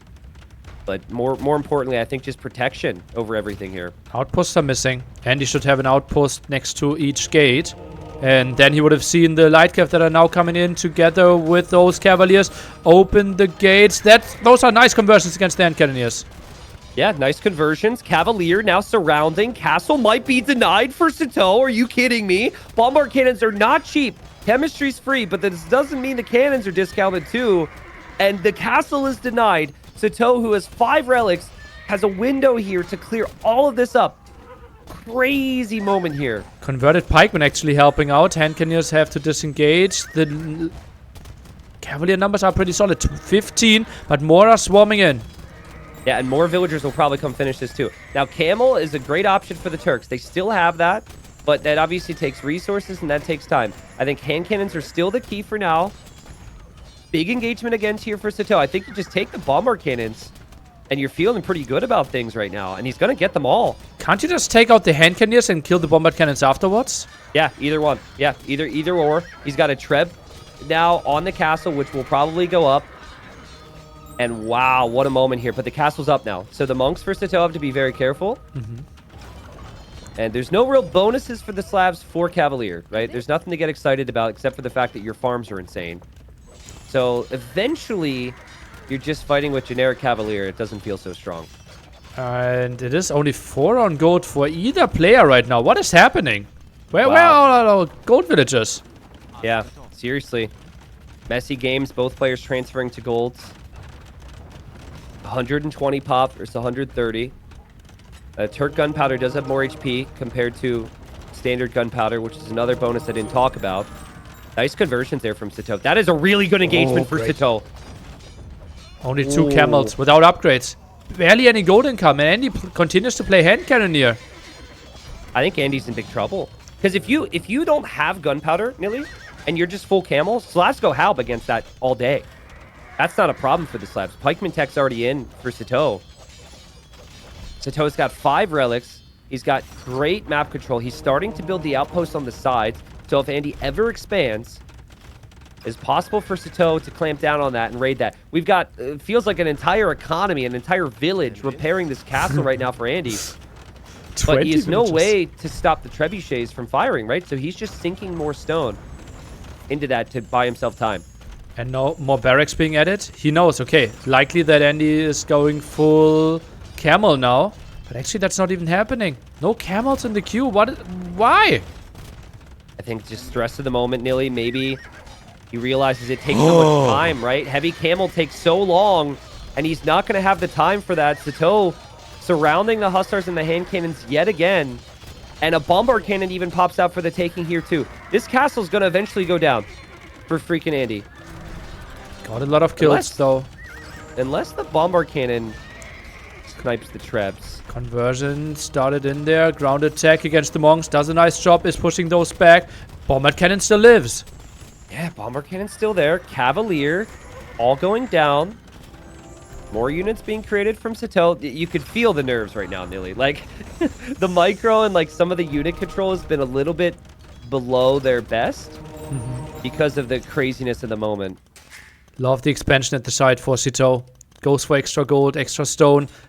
Same goes for Andy, but now he doesn't really have the map control. And those cavalier engagements are a thing of beauty by Sitaux. And this is before Halp comes in to help with any of the camels that may be there. This is a spot where you'd mentioned Siege Ram before, Nilly. Siege Ram would actually be amazing here. You would take out the building so quickly. He has 3 traps, though. Oh, man. Could move forward. Called instead. FreakinAndy knows I don't have relics. I'll lose everything, and we will. go to the 7th game. I did not expect Sitaux to have a chance once Andy started coming forward. But maybe, just maybe, Andy was a little too confident and moved out before he had the critical mass. And played full hand cannoneer, right? Against full cavalier. The outposts were missing. He had the chance to go and get the vision and then decide for his army comp. This was, I don't want to say like blind, but Sitaux just countered him beautifully. It's kind of interesting because remember I was saying like, oh, Sitaux, he's not producing light cav. Where are the light cav? He's not producing light cav. Right when Andy was moving out. I wonder if Andy just said if he was going 3 stables, he would have more cav here, right?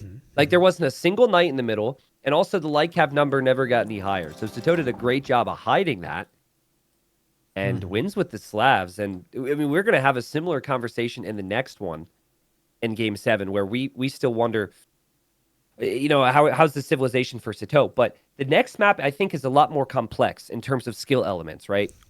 Because it has water and also kings. So, which might make things complicated. So, wow, what a moment. And Sitaux, 6K more res collected that game. Slav economy and the relics, everything really paid off for him there. Sick. That was really shocking to me. That Slavs gets to 5 relics, although the Turk player also, like, he didn't underinvest, right? He had the monastery, he had 2 really good relics for himself, and he went for a camel and like 5 light cav and couldn't secure a single relic as well behind it. Yeah. Yeah, I'm shocked that Slavs are able to get the job done there, but it was just crazy production there from Sitaux. And we will go to a game 7 to decide who gets the ticket to Berlin. The other player gets $420 and gets to sit at home and watch. Yeah. True. Is there, honestly, I don't believe Bulgarians are completely out of the question here. Bulgarians' boom is pretty crazy. You can add 3 extra TCs with the 150 stone that you have. So they should have a really solid boom. I'd love to get hyped with you here on this, but I've already seen this is. Okay. And Sitaux is going to go for the Mayans here. Okay. Mayans against Bengalis. What are we doing against elephant archers? El Dorado Eagles all day. Okay. You forget the plumed archer exists. You just go Ellie Archer, or not Ellie. Crap, Elite Eagle. But yeah, Elephant Archer could be really tricky. Like double arrow might actually be a bit as well, right? True. Okay. Yeah, that's a fair point. That's a very fair point. Oh, Sitaux at the same spot again. Oh, that's rough for him. Like 2 Sundays in a row. Such a big swing for him. Such like and also a on the different same shape map for the next month. Yeah, true. Game 7 of his decider against Hart was also on Copenhagen. Portuguese there. Yeah, against Italians, right? Against Italians, yep. FreakinAndy, I think, lost in earlier rounds the previous qualifiers, right? So I don't think he made it this far. But yeah, we're here. And here it is, game 7. And just to repeat myself, last qualifier, Sitaux, last weekend, game 7, this map, he lost. And he comes in here as the Mayans. He's in the blue, of course. We've got Andy has gone for the Bengalis. Economically, Nilly, I just love the Bengalis here. You get the +2 villagers from each TC when you arrive to the next stage. On a map where there's lots of water, your ships regenerate over time. Those 2 bonuses just feel so good. But Mayans have done a lot in Age of Empires 2 history. They've got eagles, they've got archers. Maybe you said the skirmishers. We'll see what happens here. King out there. A pretty one. A really pretty one for Mayans here. Tries to get some good idea where people are docking. It doesn't look like super fast uptimes here from either player. We have seen 14 villager uptimes. Now we see Andy with 4 more villagers in the queue. Not unlikely that this will be a fast castle play out of him. Yeah. This is a regicide game. So if you lose your king, you are dead. And so, you know, you might question the player's scouting with the king right now. In Dark Age, though, the king is faster than the scout. So this is actually the right play. And then you should click your king home and make sure your king gets home. And the kings are just saying hi to each other, just passing, how you doing? Nice umbrella, nice hat. And then they just move along here. Here's a question. How would Ratha perform here for the Bengalis? Were they changed? I read in the chat, how are the new Ratha? I don't know. I didn't know they were changed. Okay, So maybe chat people can can inform us. Yeah. Yeah. Yeah, I mean, it's a bit of a weird unit design, right? They have trample damage now. Just instantly? In melee I mode. assume it's not... 20% trampled. Oh, well that's good against eagles then. That would be sick against eagles. But then don't they still just die to skirms really, really badly? No, not in melee form anymore. I think they only have the CA class if they are in the CA form. This is a tech tree check right now from Andy. This is 100%. 100%. He's like, didn't I see a recent change? Okay, let's count relics. All 7 there. Stone there. It doesn't Tears seem there. bugged. Gold. So this would probably be a player pause. This might be a hearts beating too fast, need to breathe pause. Yeah, so we got double dock in the north here for Sitaux. So he's going to prioritize that area. Just one dock there for Andy. That's actually pretty notable because they both kind of seem to be going for the same build. So I assume Andy's going to build another dock right when we come out of this pause.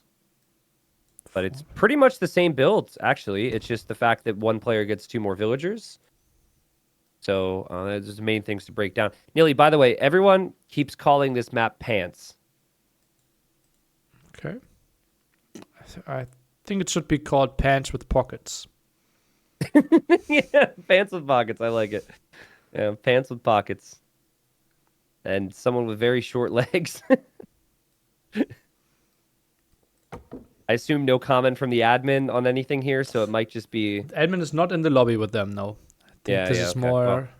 Well, yeah, I mean, who knows, right? Maybe maybe someone's mouse ran out of battery and they've got to sort it out, but I'm sure we can't see the chat until they until they unpause the game. And I think the pause would also be a couple minutes ahead of time, right? This is basically 2 real-life minutes in the future, correct? Yeah, yeah. And 3:24. So a lot of the game was played out. Yeah. Cool. So Yes. Ratha are... So it's not registered, everything else is fine. We have king and resources, so if one loses king, he resigns. Okay. Oh, wait, they didn't set it to regicide mode. Yeah, but everything else is correct. Like, the map generates correctly, and the resources are correct as well. So we don't have, if a king dies here, we don't have the hype moment of the game instantly going, like, the player instantly being defeated, but they would obviously, that's pretty easy to enforce. And okay, so I have an idea, game over. And hear me out. What about we protect the king, not lose it, and then everything is just as it should be? That's a very good point. However, we have seen examples of people not paying attention to their king on the way back to their base. Really? So, yeah. But not in a big tournament where it matters this much, right? No. It was the earlier rounds of the same qualifier. It didn't matter as much. Okay. Yeah. Dude, that blew my mind. That just blew my mind that happened. Like, so you know how I said after that happened? I guess some people are saying they didn't hear about it. I don't know if they're being sarcastic. Okay, MBL lost his king yesterday, guys. Go look it up. The clip's on Twitch, and it was on Nilly's channel. So, you know how I then said, to be fair to MBL, I didn't know that if a king gets attacked in melee, they forget their command? So I said that, and I was thinking, how did I not know that? I've casted 1,000 Regicide games. It's because people don't look away from their king. Yeah. It's like it gets attacked, they keep clicking it because it really matters. By the way, there is one difference now that I realize. But yeah, like you don't see something like that in Low Elo Legends that we saw yesterday. Yeah. Oh yeah, they stare at that king for sure. So you guys man. know that there are technologies in the castle, right? Treason or spice. And in Yep. Regicide, it is treason. It is spice in the normal game. So now, since we loaded up yeah. random map, we can actually take a look at the amount of villages the opponent has, right? Because with spice, you can research spice, 200 gold per villager. So if it's simply at 20k gold, you know the opponent has 100 villages. So technically, now you can read the build order of the opponent a bit more. Technically, yeah, but like no one. I does do that every single Regicide game I get in the ladder. You actually do? Yeah. Like I mean, look, I've heard like, you do math on. I've heard you do math on stream. Can you trust your math while you're booming at the same time? Yeah, like I see my amount of villagers, especially if I play like against humans, right? You know if they go 4 TC or if they play 2 TC. Okay. Yeah, I bet that's an obvious example. I love how you were like, yeah, like. Tristan, clearly. calm down. It's not time to make fun of my math. Okay. I'm sorry to ruin the moment. Sitaux did get housed a little bit there. A little bit, leading to 40 seconds of idle TC time, and that's a villager and a half. He did get the better start there. Andy had gone too far forward with the galley. So that's all that's happened. No one has docked the other area. And I'm wondering, this isn't the first time I've seen this weekend. I wonder what the meta will be like for the main event. The double dock galley here, it feels like if you go double dock galley on this side against someone who doesn't go double dock galley, you win the water easily. But, it's then a little bit more complicated to combine fights in the other area. And right now, FreakinAndy's unloomed villager is getting attacked by a wolf. This is awkward. And the wolf can still attack through palisades. Oh, man, I just did not trust that villager was going to survive. It looks like it'll be fine. There's always exactly one wolf spawning, though. So people should know by now. They should know that. They should know that. Yeah. Yeah, I do not like wolves on water maps. Right? I've removed them on most of mine. However, if it's consistently in the same spot, I actually don't mind it. Because players should know. Yeah, it's exactly one wolf, exactly the same spot. Otherwise, I hate it as well. Like Fourlegs, Scandi should all not have any wolves. Yeah. So market being utilized a little bit here by Sitaux. Sells wood, buys some food. He's going to click up to Castle Age first. But this is the final game. The loser here obviously gets a nice chunk of change. With $400 some for their performance here. But they want to make it to the main event. They want to be at that land. Have those experiences. And obviously, if money's all that matters to people, there's going to be a whole lot more money on the line there at the main event too, right? But players want to compete. They want to compete with the very best. They want to prove they're one of the very best. And that's what these players fight for here. I want to be the very best. No one ever was. I actually don't know if I know that song. Okay. Then we all... Maybe you just... It's confirmed that you didn't have a nice childhood. Well, I thought we confirmed that many years ago, right? It was Pokemon theme song. Oh, shoot, that's embarrassing. Listen, I wasn't allowed to play Pokemon. All right, so... What? Why? Why? I don't know. I just wasn't. Was I it too genuinely brutal? wasn't allowed. Okay. I wasn't allowed. I had a good childhood, but I wasn't allowed. Okay. Yeah, well, so- then I'm really sorry. You said it and you didn't feel bad, but then when I said that I wasn't allowed to play it, That's sad. you then felt bad, right? Yeah. That's really sad. Yeah. Oh man. It's all good. Oh, all good. I'm fine. I want to hug you now. Well, No, it's all good. but Please don't make it more awkward. it explains so much now. Like I said, I'm pretty sure this is not news to people. Oh wow. We got Spearman killing the deer here. I like that. Sitaux. That is a really nice play. Typically players are booming in that area. So that's not going to be hunt available then to FreakinAndy. War Galley upgrade and Bodcanero already on the way. FreakinAndy doesn't have much space to run right now with his navy. So he's going to have to micro. The ships are getting stuck there a bit for Sitaux. But he's going to have, again, like 20 seconds with an upgrade advantage here to force the issue here. Let's see if he can. Tries to move around. Botkin is ready. 15 against 13. Should be fine for Andy, especially if he mixes in some. But he's sitting on 16. But obviously higher HP. How much does this matter now? Higher They HP? produce so much. No. Like the ships, right? Obviously, they both invested a lot. But, like, do you really need to invest more resources into this area now? Well, maybe Andy felt that if he loses water, he also needs to evacuate his wood line. You have some fishing ships? It's just a thought, right? Mm-hmm. Because, like, right now, Sitaux is behind by 6 war galleys. So I think if he understands he's behind by 6, he should stop producing. Yeah, I could see that, yeah. Also, Plumed Archer killed the villager that was on the dock on the right side. And there's also was a galley added from Andy to deny a dock from Sitaux there. So that shows that Sitaux is shifting his focus elsewhere. But nice job from Andy to add some fish there and to add that galley. That's really smart. Till today, I've never really looked onto the sails of the ships.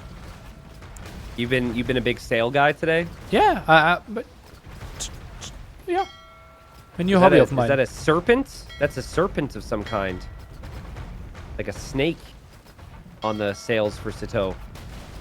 Looks like it. On the other side, it's like an elephant flower.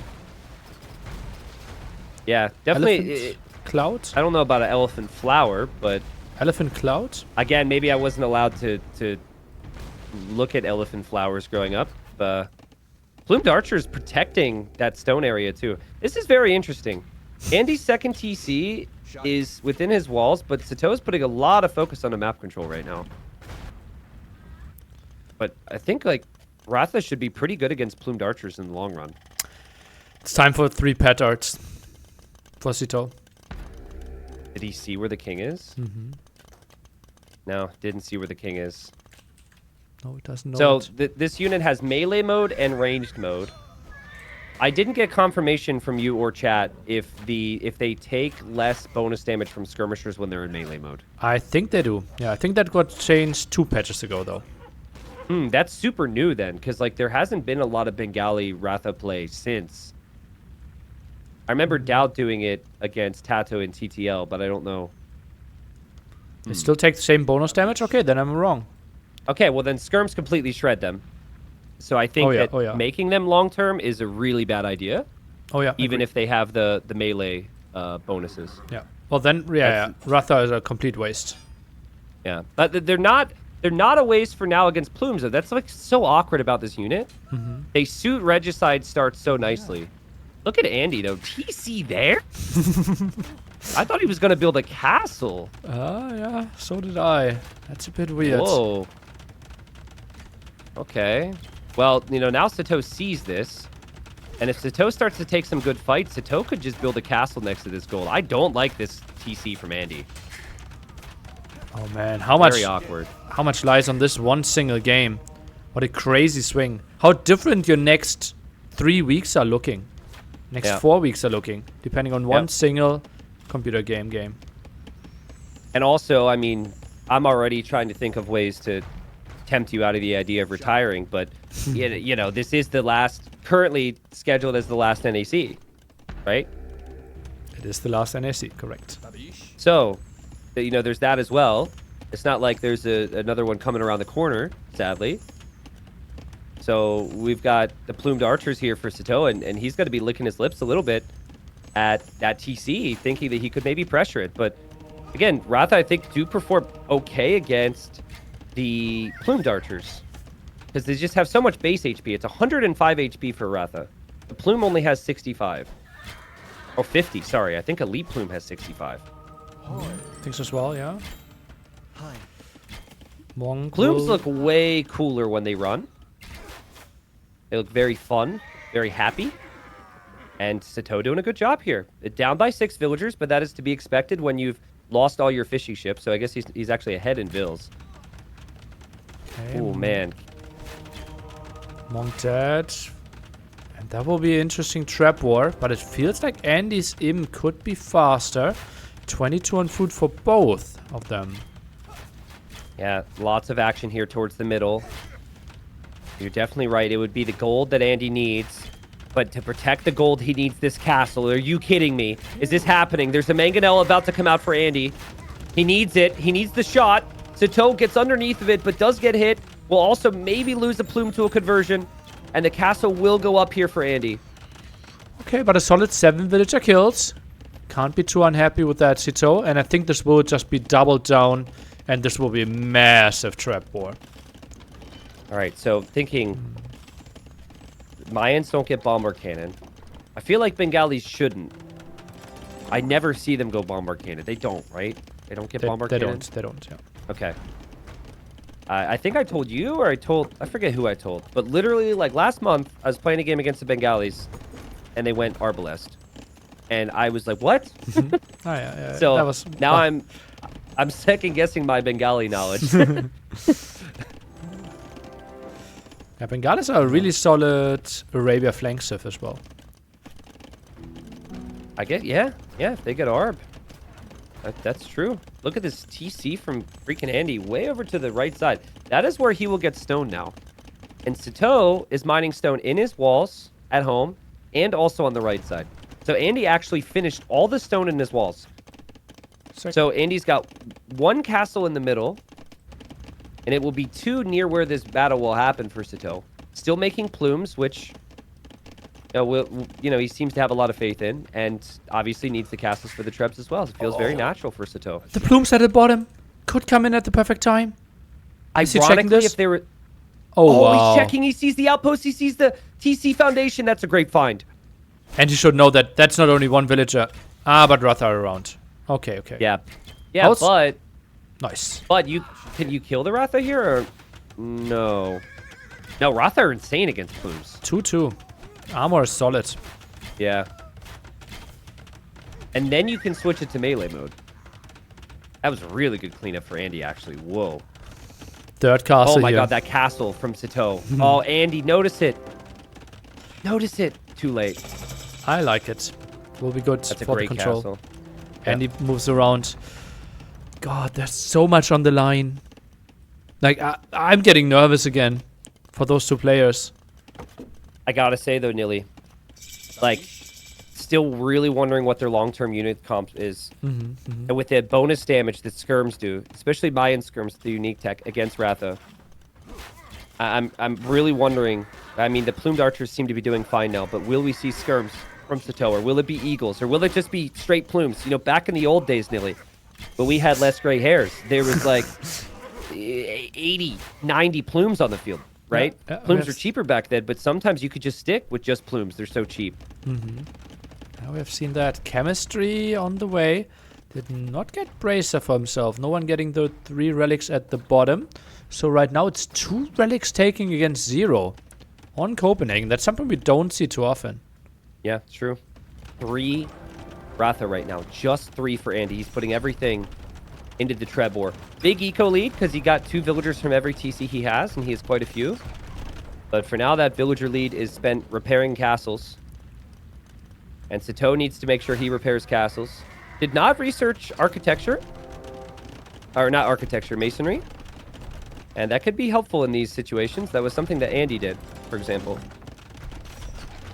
3 traps, 2 more in the queue. 5 traps already out for Andy. This will be a lot of dead castles, I believe. Sitaux needs to keep those plumes there and just never move them, right? Like, just camp that stone. That is so important right now. No stone income for Andy in a Trebor. Huge. Does he realize that, though? It feels like you're not really doing damage, although you would be. Yep. You're right. Stone price might even matter here. This is crazy. Do they even have houses prepared for when they lose this amount of castles? Sitaux just now getting Bracer. Not that he would have really benefited from it that much. Stone being bought from Andy. Is this the Black Forest arena-style experience to have the importance of the Treb fight? Oh, even the mangonels could be a problem right now. Yeah, could add quite a bit. No villagers being pulled. No eagles out on the field. No repairs. Sitaux needs to repair his Trebs. This is crazy. Big population lead for Andy, though. He's got the relics as well. You should lean more towards Andy here. There's also that castle from Sitaux. Feels very out of place. It's likely that will get Trebbed down. It's just more and more plumes here from Sitaux. Not a single skirmisher. And, like we said before, we think the Rathas do pretty well against the Plumes. Let's take a look how well they do against the traps, dying to one single shot. But it feels like Andy is now preparing the tech switch behind this as well. Wouldn't be surprised if stables might be added pretty soon. For now, it's still mass traps. We see 6 traps versus 4 out on the map. Yep, and then there's going to be one that goes down there for Andy, but Andy's going to have 2 castles still, and he's got that important gold control towards the middle right now. And Sitaux is committed towards Plumes. I mean, they both are committed towards their unique units, so castles are so important. Wrath is still confusing to me. I feel like they're great, I feel like they're not. But I'm still leaning towards, now that imp upgrades are in, they're better than the Plumed Archer. They are definitely better than the Plumed Archer. Elite Skirmisher upgrade would be so nice. Just having like 5 Skirmisher would perform so much better here. This is what we think. Now traps moving forward, but no more trap production for quite some time here for Sitaux. He's simply not getting the numbers. He's 35 villagers behind all this time. And he knows it's bad, Nilly, so he's going to keep forcing the issue because when it's this bad, you don't think it's going to get any better. And it might not. Because if you try and tech switch, if you try and fall back when the opponent has the relics and has the eco lead, they can just find the next answer to whatever you're going to go for. Sitaux probably staring at his screen right now, feeling the same feeling that he felt against Hart last week in the F Decider in Game 7 on this very map. Only it's got to feel worse because there will be no second chance for Sitaux. Absolute heartbreaker. Might be the best player that is not making it to the main event. Goes to 2 deciders back to back. No one managed to have such a deep run twice. And Sitaux, it just feels like the civilization wasn't there. But that's what we thought in Game 6 as well. But here, Bengalis, the economy is just so incredibly good. Yeah, and then you've got the castles now. You've got the time. You can potentially switch into something else. I don't think those relics in the water are necessarily needed, but that's a way for FreakinAndy to get further ahead. And still, if you add skirms here, as good as the skirms are against the Ratha, now Andy can always mix in siege. Andy can always go for light cav. You know, Andy can go for other things. He's even going to go for a cannon galleon from the shoreline right now. Like, there's not a single thing he can't do at the moment. Continues to take the fight. But the armor's there. I think Parthian Tactics could even come in, right? Yeah, Parthian applies to Ratha as far as I know. And these are not elite Ratha. And they're up against non-elite Plumes, so kind of hard to compare. Petards are prepared. Oh my god. He is going for the King Snipe. Good, good. Sitaux, if you're going to go out, this is the way to do it, dude. I like it. Go for that King Snipe. I like it. If only they ran a little bit faster. What? Gates in time! It's alright, he's got petards. He's got petards. But he needs the petards to kill. No, no, no, no. Don't save the petards. Sitaux, save him, save him, save him. Sitaux, don't resign if your petards are alive. Alright? You always have a chance if this is regicide. He's also running with his king. Petards are dead.